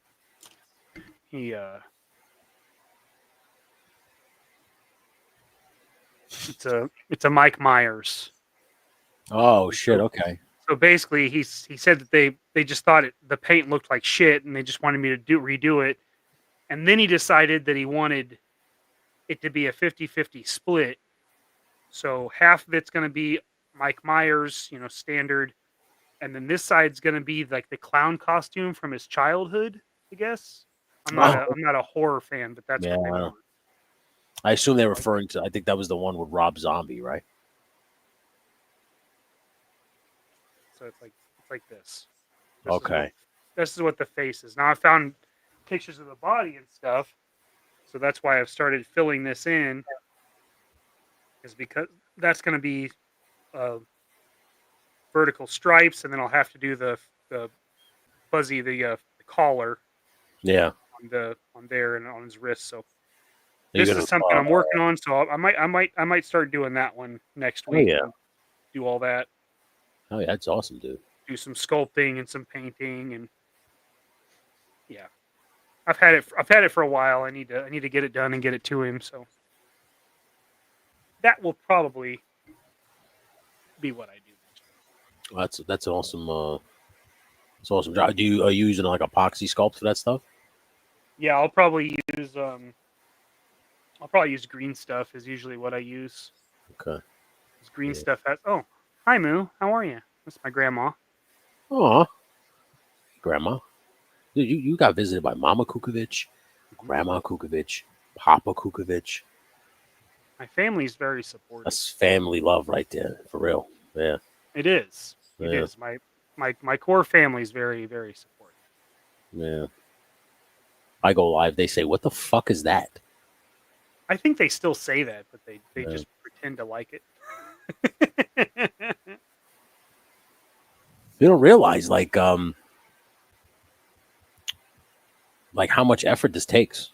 Like a lot of people don't tend to like they think you just turn a camera on, hit a button, and you're like but it's like a lot to this. That's not far off from tonight. I mean, that wasn't too far. There wasn't a lot of production I put into this. No. To be fair. Now Thursday show I put a little more into. But that's what I'm saying. So like Your LSWA shows that you put a lot into those. it's a lot, Even yeah. your trucker streams you put a shitload into. Oh yeah. Playing fucking music. It was last Friday. I'm Love doing you too, Moo. we're doing two things at once. I'm hitting the request for the music, so I'm sitting over here at the computer while driving the truck at the same time. It's pretty funny. Yeah, it's like mobile DJ is really what you were playing. That's that like when we first started that truck stream, like because I told my wife like we were gonna dial back the pre-roll. Like I knew it was gonna happen, especially after my father died. And it like especially when I knew that she was gonna get like a full-time job now. So like those like moments where like for instance, I missed the Sunday night ones. I feel like those were the funniest ones we did, obviously. But like we can't do shit like that no more because now she has work. And like there's just certain things where it's not, like I'm not gonna make you come home from work and in a half an hour, 15 minutes maybe, depending on what time you get home, get ready to do a live stream and shit like That's that. a lot. Yeah. So I was You just need like to unwind and yeah, you can't just go right into this shit. yeah, and I said to her, I was like, at least with the truck stream, if you decide that you want to go on the couch and fall asleep, I'm preoccupied with this, so I don't need to talk. I don't really need shit. I'm just driving. So it would almost be like if we were in a car together doing a long night trip, and you fell asleep. You pass out. Yeah. Yeah. So I'm fine with that. Yeah, and I say at least with the truck stream, it's a late night stream. You stay up with me. If you don't, I'm not. It's I can go either way. But I just have fun with it, man. I said to her, I was like, if we're gonna stream, I want it to be video game based because that's when I first started this channel. That's what it was supposed to be. Like I wasn't gonna go live like this. This was just gonna be, if I do live streams, it was just gonna be video game stuff along with the toys. And then the pre-roll kind of snowballed really quickly. I didn't expect it to do what it did. And then, like I said, just too many factors became a problem. Like Felix working, I felt bad that we were keeping his ass up. Like there were a couple times that he would tell me, like, "Yeah, I fell asleep 3 times at work today." Yeah, I remember you talking about that when he. Yeah, we're gonna try to like when you started like changing the time. You're like, oh, we're gonna do it this time because Felix is falling asleep at work. Yeah, so I was just like, and then like Friday didn't feel right. All due respect to that time slot. I know Shane graciously gave it up, but it just didn't feel right at 6 because he had to rush from work straight to my house. Yeah. And then, like I said, then I said to my wife, I said, then you're going to have to start doing it because now you're working 8:30 to 5:30. So you're going to have to rush home and then get ready. So I was like, we don't need to do it. It's not a big deal.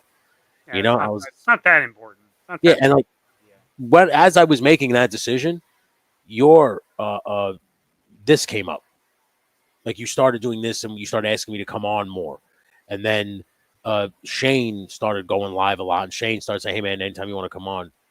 So I told her, I was like, well, fuck, I got to go live for. I'll just jump on these guys' streams, and still get the fix. Still have the fix, yeah. Mm-hmm. Yeah, say this funny stuff, but I don't have to fucking do it. It's always hard to keep the band together. It's very true, buddy. It's very true. Yeah. And not to mention, Felix is his wrestling thing is starting to pick up, so he's getting booked on weekends a lot. And like I noticed, and I don't want to give out his business, but I noticed that he was doing this music thing, and it was starting to kind of get in the way of wrestling, and I could see that it was bothering him, and I didn't want like a stupid live stream or a commitment to a live stream to get in the way of anything. I didn't want him to feel obligated to come hang out with me. So I told him, I was like, I'll make the decision easy for everybody. There ain't no more. We're not going to do that no more. Like, if I do a live stream, it's to wake and bake. You guys can hang out with me there, but like or in here, Like I said, I get my fix this way. I don't need it. It's not that important to me like that. And plus, Sure. you know, again, making regular videos is a lot of work, and I kind of miss doing that. Like I miss the talking figures. I miss the freshly baked prop stuff where it was all pre-recorded stuff and Oh kind yeah, of. your production stuff is fucking great. That's what I'm saying. So like I miss doing those things. So I want to focus on those things and kind of like dial back the goddamn live streaming. Live streaming was, it's getting to be, because again, a lot of people think, while like you said, this is easy, where you don't have to do much production planning. But if you do the slides and all that shit, then you have to do all that research. Like you said, for that thumbnail where you lost all the pictures and then had to redo that. That's a lot of fucking tedious work. It's annoying. So like that kind of shit was like, yeah, what got me was when I started to think was how many thumbnails I was starting to churn out for the pre-roll. Right. And it was like a full, like I would set up a diorama, set up the figures, take the picture, then take it into Lightroom and Photoshop, add what I have to add, and then all that stuff. And I was just sitting there thinking to myself, like, dude, that's a lot just for the thumbnail. Like, yeah, you may not have all this stuff, but you're doing that for the thumbnail. You are still applying a lot of effort, Sure. So dial it back, put it towards something better. Like put it towards like play motion. At least because that's what you want to do. So just do that. And that's why all this kind of switched up the way it did. But again, it was like a blessing in disguise because now you had this and you were like, hey man, do you want to be like a regular? And I was just like, well, schedule's kind of freeing up. So hell yeah, yeah, Right. it actually works out for me. So that's why I'm grateful for this. And I'm grateful for Shane too. When Shane asks me to come on with him and Woody, because I don't look at this like a live stream anymore. I look at this like just me and you are going to shoot the shit. It's hanging out. Yeah. And a lot of times I forget we're live because like when it gets quiet, my mind goes, you're live, right? Because I'm thinking it's just me and you chilling and we're just doing like a think session, and we're just you're working there, I'm working here, and we're just exchanging ideas and just kind of keep each other company. I don't realize that there's a chat room of 20 plus people in here that are watching us talk and engage. I always forget that. Yeah, it's weird. Like it's Dude, it is. But I commend guys like you because you make it easy. You make me forget that it's live. You make me forget that it's not about entertaining people. It's really just about two dudes hanging out and having a good time, and it's to the enjoyment of other people. Like other people enjoy, like the fact that here's the truth. I'm not blowing smoke up your ass, dude. Like I would do this without the live. same. You know what I'm saying? Like, yeah, so to me, it's like we don't have to hit the live button. We can just hang out and make stuff. It's just the live is a bonus. Like, it's a And bonus. other people seem to enjoy it. I mean, 26 people at least, Yeah, exactly. Thanks, Dude. And that makes me happy, man. Because at one point you were doing 40 people, 40 plus, So I think to me, that's already a win. I agree. Chad and LP just posted a picture with Lenny. I guess these are laughing faces. I got Lenny from Hasbro. Aw. That's the draw for me. Hanging out while working on stuff. Keys, exactly, dude. I just use my lives for idea generation, hang out. I decided not to worry about the views or production. Maybe I'll change it at some point, but it's been very useful. No, dude, your fucking streams are one of my favorite ones on Friday nights. I watch you before I do the truck stuff now. Because I know you go live at like 11. So I watch it for like an hour. And then while I'm setting up for the truck stuff, and then I do this shit too. And I'll be full transparent. Is like, I'll be live streaming, like say like I'm live streaming with my wife. She's doing her Terror Tuesday shit on her channel, or I'm doing the truck shit on my channel. I'll still have these two screens if somebody else is live. So like if Random Diorama is live, I'll have him still playing on here, and I'll just keep looking over from time to time, just watching his stream and shit like that. Or if it's like sometimes like Figure Fight Club or whatever it is on Friday nights, or like when we used to do the pre-roll. When I used to do the pre-roll Sunday, dude, I used to have the Hella Dope stream playing on the computer right next to me. So I was live talking while watching Aaron and fucking Ted. Like, so it's like That's real tricky. that's what I'm saying. So to me, I'm just still I always support Like I may not talk much in the chat, but I'm there. Like I always just put it on. Hello, friends. Let everybody know that I'm there, and then I just go do my work. But I stay. It's the same thing I do. Yeah, I mean, the screen stays on. I hear everything. I'm just not engaging. That's all. I'm just working. yeah, I'm usually my hands are occupied. Like there's sometimes like I'll just be like oh, I'll hear something. I'll be like, oh, I want to comment. I'll stop and I'll Exactly. take a comment, Yeah. or I'll just be like, I haven't said anything in a while, and I was like, pick on Zach. Yeah. Just be like, type it up real quick, and then go back to working. Like that's why I don't engage, and I'm sure I miss people talking to me because I'm not watching. Yeah. It's a. That's why I always just sit there and like every now and then you glance, make sure I don't see the little orange tag, Legend Series. Yeah. Yep. That's that. I do that. Yeah, and then when I don't see that my name is not tagged, I'm like, all right, everybody's engaged in what whoever's talking their conversation is. So whoever I have on, they're engaged in that. So that's fine. I don't want to make anybody think that I'm like not saying hello to you, or I'm ignoring you. It's just like I said, I go in, I let everybody know that I'm there. I let the person who's streaming know that I'm there, so that he knows, hey man, I got you I got you, your view here, your support is here. You see my support, you see that I'm here for you, Yeah, and then I just kind of, I really, that's my favorite part is working on something while listening to, like, for instance, figure it out. Like on Thursday nights, I'll be sitting here, either it's working on a project or working on editing, or I'm just sitting here recording LSWA and just writing everything down. And while that's going on, I have you guys on in the background, and I'm just listening to you and stuff like that. But like, I feel like that was one of the reasons why I decided to cut the cable, because I was just like, well, I can just go on YouTube, pop on this dude's live stream, the live stream for at least a good 2 hours at a minimum, right? And at least you'll kill 2 hours, get some work done, and I don't have to hear a commercial. I don't have to hear some dumb ad like that. That's really what my thought process is when I started watching nothing but YouTube. Like at first, and at night too. Something I said before, like I watch play motion and stop motion, but I also watch these bushcraft. Like the dudes who build the houses out of mud and clay and shit like that. Right. Because that to me is great as ASMR, and that'll put you right to sleep.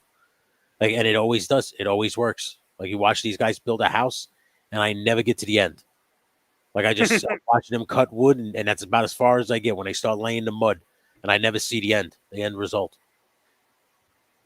When I do the same thing, sometimes I get extra likes on my son's account on the TV.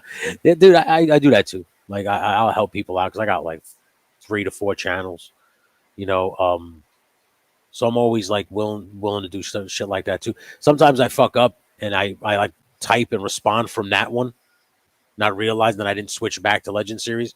So like you'll get a random False Finish Productions, hello, or like Legend Series Wrestling Alliance, because I made that channel now, so like that kind of shit. But like, it's me. It's nobody else. Right.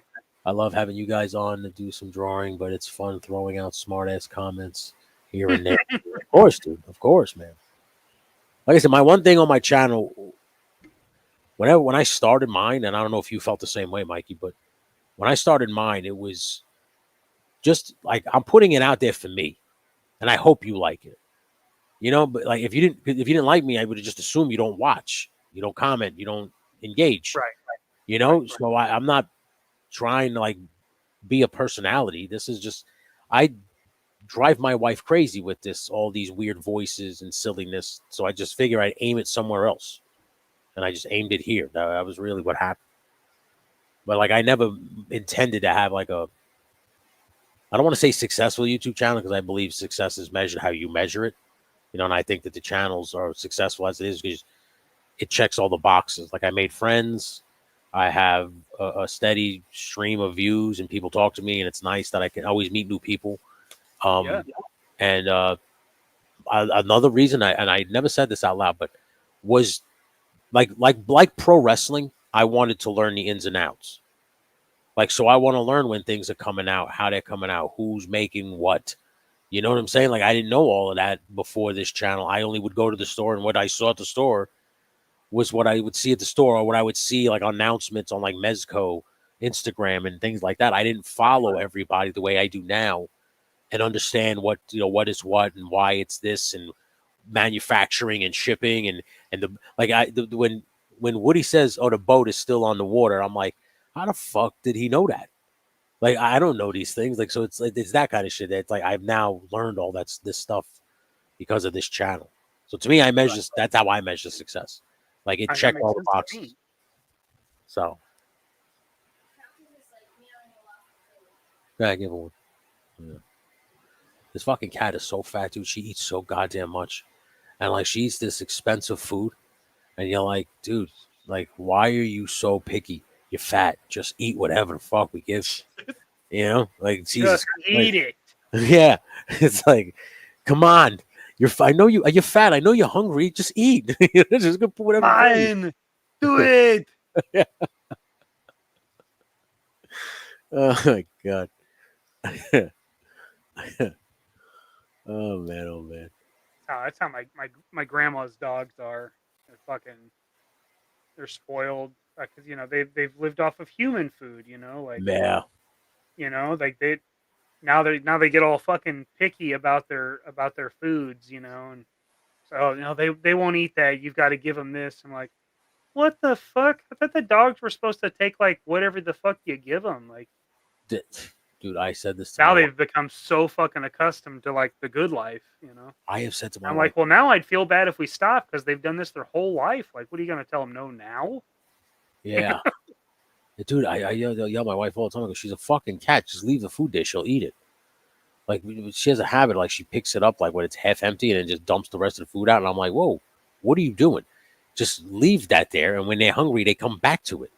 I go, why are we giving them this fresh bowl every time they meow? I go, you spoil these fucking cats rotten. That's why they meow like that, because they know when they meow, you come walking in and it's a new fresh can or whatever the fuck. Right. They're not stupid. They're not stupid animals. I'll tell you that right now. No, they're very fucking smart. These two cats, like they know like the boy cat will go into the hallway. He'll sit right by the wall, and he'll meow and stare right at my wife because her chair is right here by right in the side of the doorway. Uh-huh. Okay, and he just meows until she gets up and grabs his little toy and rubs it against the wall so he can bounce and flip off the wall. That's literally all he wants to do. He'll bounce and flip off the wall 2 or 3 times, then he walks back into the living room and just chills on the windowsill. He's like, thanks. Dude's got it made. That's what I'm saying. I was like, dude, he knows that every time you meow, you get up, you pick the toy up, and you do it. So he knows he's got you by the right where he got you, wherever he wants you. It's easy to feel the pull to be everything. Want to do videos, reels, lives, make stuff. To be honest, it's too much for me. I need to stay in 1 or 2 lanes. The overload fries me out. Dude. 100%. 100%.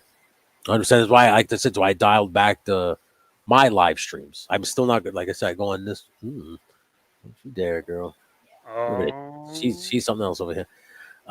That's why I like doing your stream, because to me, I don't look at it as like a live stream. I look at it like a hangout. Like I get to hang out with you. Same thing with Shane and Woody. Like I like hanging out with those guys. I like talking to those guys. 100%. It just, like I said, I didn't expect to make this kind of friendships in this space, So to me, that's how I measure the success, because that was, again, at its core, the channel was meant to learn about to the toy community and meet people that I can honestly be friends with. And the fact that happened to me, like I say this all the time, like if the channel was done tomorrow, mission accomplished, dude. I did what I needed to do. So I'm not ever going to be upset about that. And you're walking away with something you didn't have before. So I mean, facts, yeah. Pretty fucking rad. Pretty proud of that, yeah. Like that's because most people they start these things for the wrong reasons. Like my wife wanted to do another hobby, and I said okay, and then she immediately was like, "Well, how can I turn it into money?" I go, "Well, that's not a hobby. Like if you're thinking." You're not thinking that, a hobby is just to do it for fun. It's not, so if you want to do something, that's why she got into that skull painting and the crafting stuff, because she was just like, I want to do something where it wouldn't be money based. I said, well, then that has to be a hobby. Don't ever think, well, how am I going to turn this into money? I said, because then it doesn't become a hobby. It just becomes a job. Yep. And then you start losing interest in it. You start dreading it. Yeah. Fuck that, man. My dog stares me down when she wants to go outside and play. Dude, like this cat is sick. Like he gets louder, and then when you answer him, you go, Baron, enough. He'll then walk away and go, oh. So he's like a kid who just who knew he got yelled at and is like sad. You know, it's like stuff like that he do. Yeah, where I think to myself, like, God damn, is this cat like a human? Yeah. You know? Like this afternoon, the white one is just sitting there meowing, and I'm sitting here at the computer. I go, oh, I can hear her from here. She's usually never that loud when she's hungry. When she's hungry, it's like a low one. And then as I walk to the door, she runs to the bowl. Well, she's loud, and I'm like, what's going on? I walk over there. She's staring at the door. He's staring at me, and I go, what's going on, Countess? And she just like meows and like does one of these, come over here with her head while she meowed. And I was like, all right. And I walk in, she jumped right on the bed, and I laid next to her. She laid right next to me. So she's basically telling me, get over here and pet me. Yeah. It's time for you to give me some love. Yeah, I was like, all right, dude, that's okay. That's fine. And you pet her for 5 minutes, and she walked on the edge of the bed, laid down. I was like, okay, you can leave now. And I was like, all right. I was like, that's good work. You're free to go. Yeah, it was like, works for me. I was like, fine with that. But it was it's funny how they're that fucking smart. Like, it impresses me. Yeah, they fucking know. They know what's going on. Oh, Jesus, my dog died from overeating peanut butter. Man, I miss those times. Ha ha ha. Oh, that sucks, dude. I'm sorry about your dog passing, but I love animals, man. Never thought I'd be a cat person. This is new for me. So I'm just. Yeah, you seemed pretty against that at the beginning. Because I didn't want them fucking my toys up. I didn't want them jumping on this shelf over here and knocking shit off. Right. And to their credit, to my wife's credit, she said they wouldn't do it, and they haven't done it. So I'm very happy about that. The white one is too fat; it can't do it. So she just stays on the bed, doesn't go nothing. Yeah, there's one time that he jumped up, and I don't know how the fuck he did it, but he landed in the one spot where you couldn't knock anything over, and then he quickly just jumped back down when he knew he wasn't supposed to be up there, and hasn't done it since. He was just letting you know, I could do this, and if you test me, I will.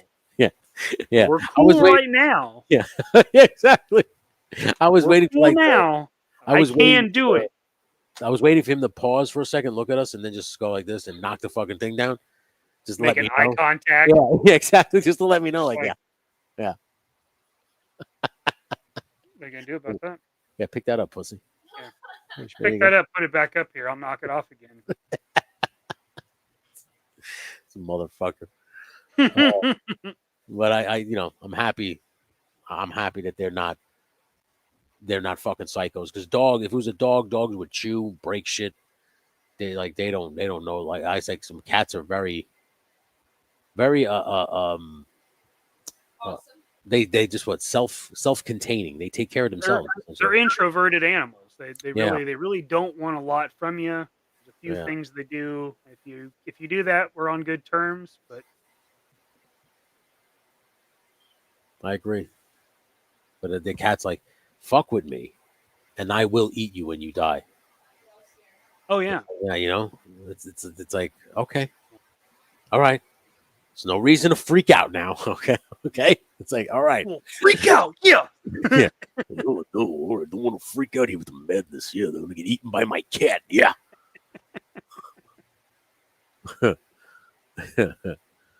Goodness me. Well, Mikey, I don't know. You're coming up on almost 4 hours. It's up to you. All right, we're gonna put the brakes on this thing. Yeah, I'm you got it, bud. gonna go to bed. Time to go to sleep, bro. I get that. Mm-hmm. I gotta give my wife some attention. Yeah, you get it. Yeah. Well, Paulie's told me about the sausage and the peppers. I understand a little bit. There's needs at home and they need to be addressed. I understand. My new kitten thinks my customs are a playground, but he at least leaves my Joes alone. Oof, Jesus. Right. He's got a line. That's yeah. it. Well, he's maybe he appreciates. He's thanking them for their service. Maybe that's what it is. Yeah. Yeah. Yeah. Not the servicemen. Yeah.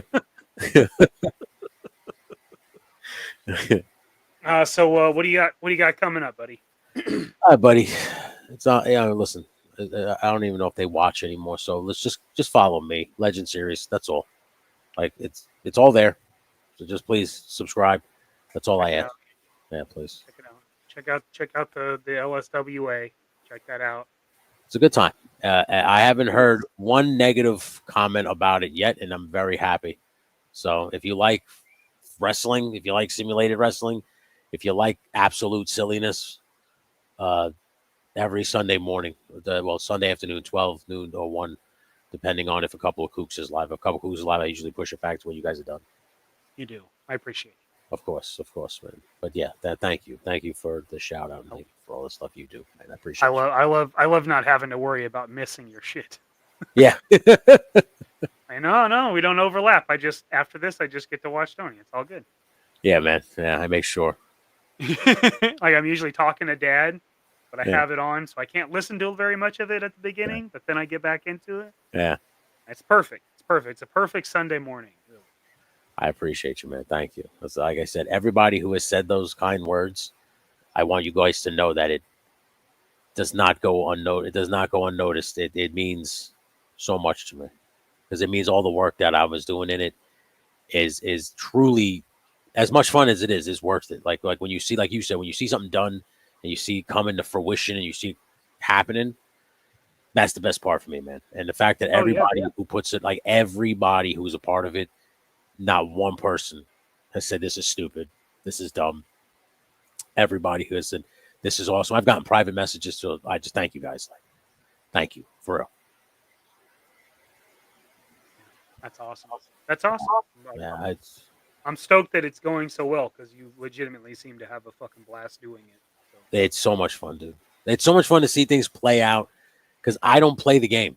So some of these matches that happen, they make me laugh of how, like, it's like, yo, if I was writing a storyline, that's how I would, like, sometimes it plays it out how I would, like holy shit, that's exactly, it's writing itself. I don't have to. Oh, they're some of them are fucking ridiculous. Yeah, yeah. Some, especially when it's like more than like 4 people in the ring, it's so fucking insane. Yeah, like, yeah. Like, I'm okay if Pepper Jack's in it because I'm just like, all right, I'm watching Paulie, I want to watch his match. Yeah. But if Paulie, if my character's not in it and I'm just watching, I'm just like, whoa, whoa, whoa, whoa, wow, just like fucking insane, It's crazy. It's a fucking blast. It's a hell of a time. It's been my favorite stream. Like I said, I told my wife, I said, I hate to say this, but this overrides the pre-roll. She goes, what? I go, I have too much fun calling this shit. Yeah, I was like, it's too much fun. I was like, it goes off the rails so quickly.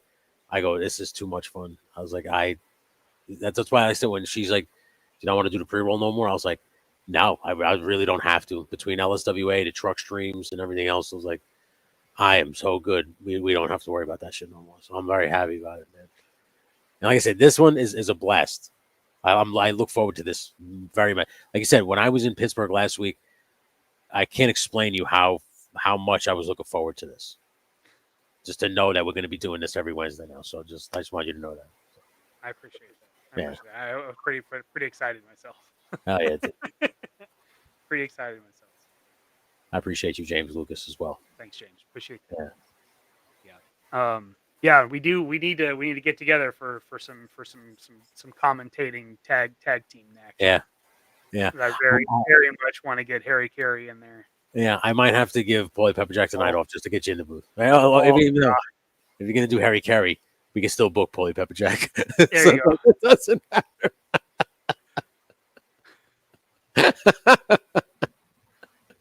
Oh yeah. Yeah, I can't wait for that. It's gonna be that's gonna happen because one of the we're coming up on the members only pay-per-views in a couple of weeks.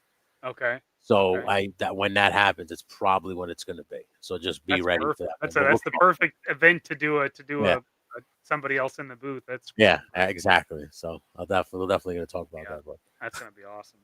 All right.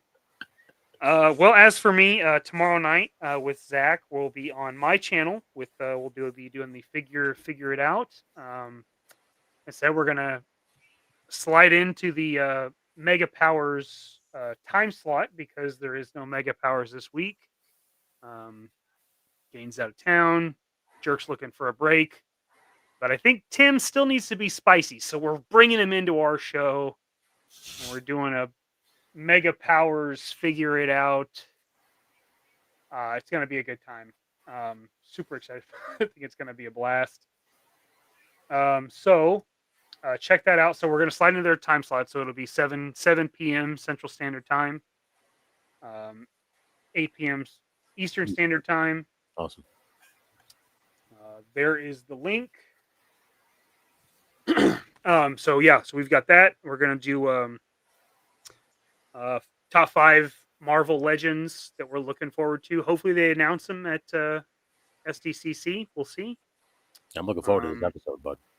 I am too. I'm really excited about this. It's something Zach and I haven't done that, because it's like, it's so basic. Like everybody does this. And it's like, but I want to do it too. Like it looks like a lot of fun, So this sometimes we're going to do it. Sometimes the low hanging fruit is fun. It's fun. So sometimes the easiest lists or whatever, like if you felt like, oh, this is too cliche, who cares, man? We want to hear your take. We want to hear your guys' opinion of it. So sure, do it. Hell yeah, I think that's kind of how we landed on it. So, the Eternals for sure. obviously.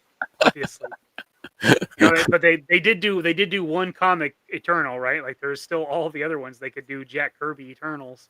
That's true. I don't think they will because I don't think there's any call for it. No. Did you care for the comic Icarus? I didn't. I don't give a fuck. Yeah, I didn't give a shit. Eternals don't do anything for me. Mm-mm. Yeah, same here. Yeah. So we're gonna do top 5 Marvel Legends, and then we're gonna add some bonus picks. One needs to be a multi-pack, so it could be a 2-pack, a 3-pack, like an Amazon exclusive 5-pack, whatever we want to do. Yeah. And then one is going to be a deluxe release or maximum release. Oh, right on. That's gonna be a good episode. That's gonna be the full thing. And then I think Zach and I would also like to do one for like classified and stuff like that. Like it's the low hanging fruit, but we want to do it. I'll do it, dude. That's what the show's about, man. It's lists, top 5 lists. Yeah. Fuck yeah. So that will be tomorrow night. We're looking forward to that. Just finished the thumbnail. You want to see it? Yeah. Oh yeah.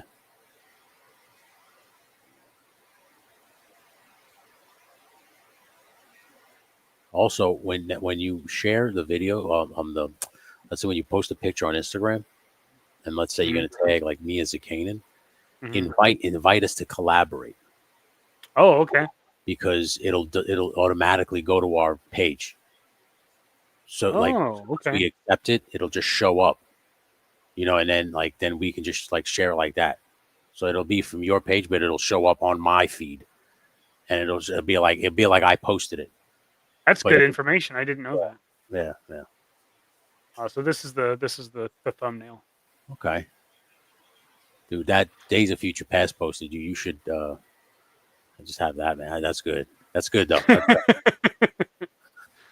I'm pretty proud of the Days of Future Past poster. That's really good. The poster it's very legit. Like it really is. That works so well. Yeah. The only one that is a technicality is Sprite. Like they've not done a Sprite Marvel Legend. I don't think they ever have. So you just have to take Kitty Pryde. Like it's either Kitty Pryde or Shadowcat. Yeah. They've never done a Sprite. Sprite, no, I think, but yeah, that works. That's fine. Only technicality on this. The rest of them, very legit. Yeah, nailed it. I like that's this 2-pack Wolverine. It looks like he's shitting himself. He's super pissed. Yeah. He's the only one without a label. He's like, oh god damn it. Like, oh, son of a bitch. Silver Samurai's gonna make me shit my pants. Yeah. So that is that's that. Yeah.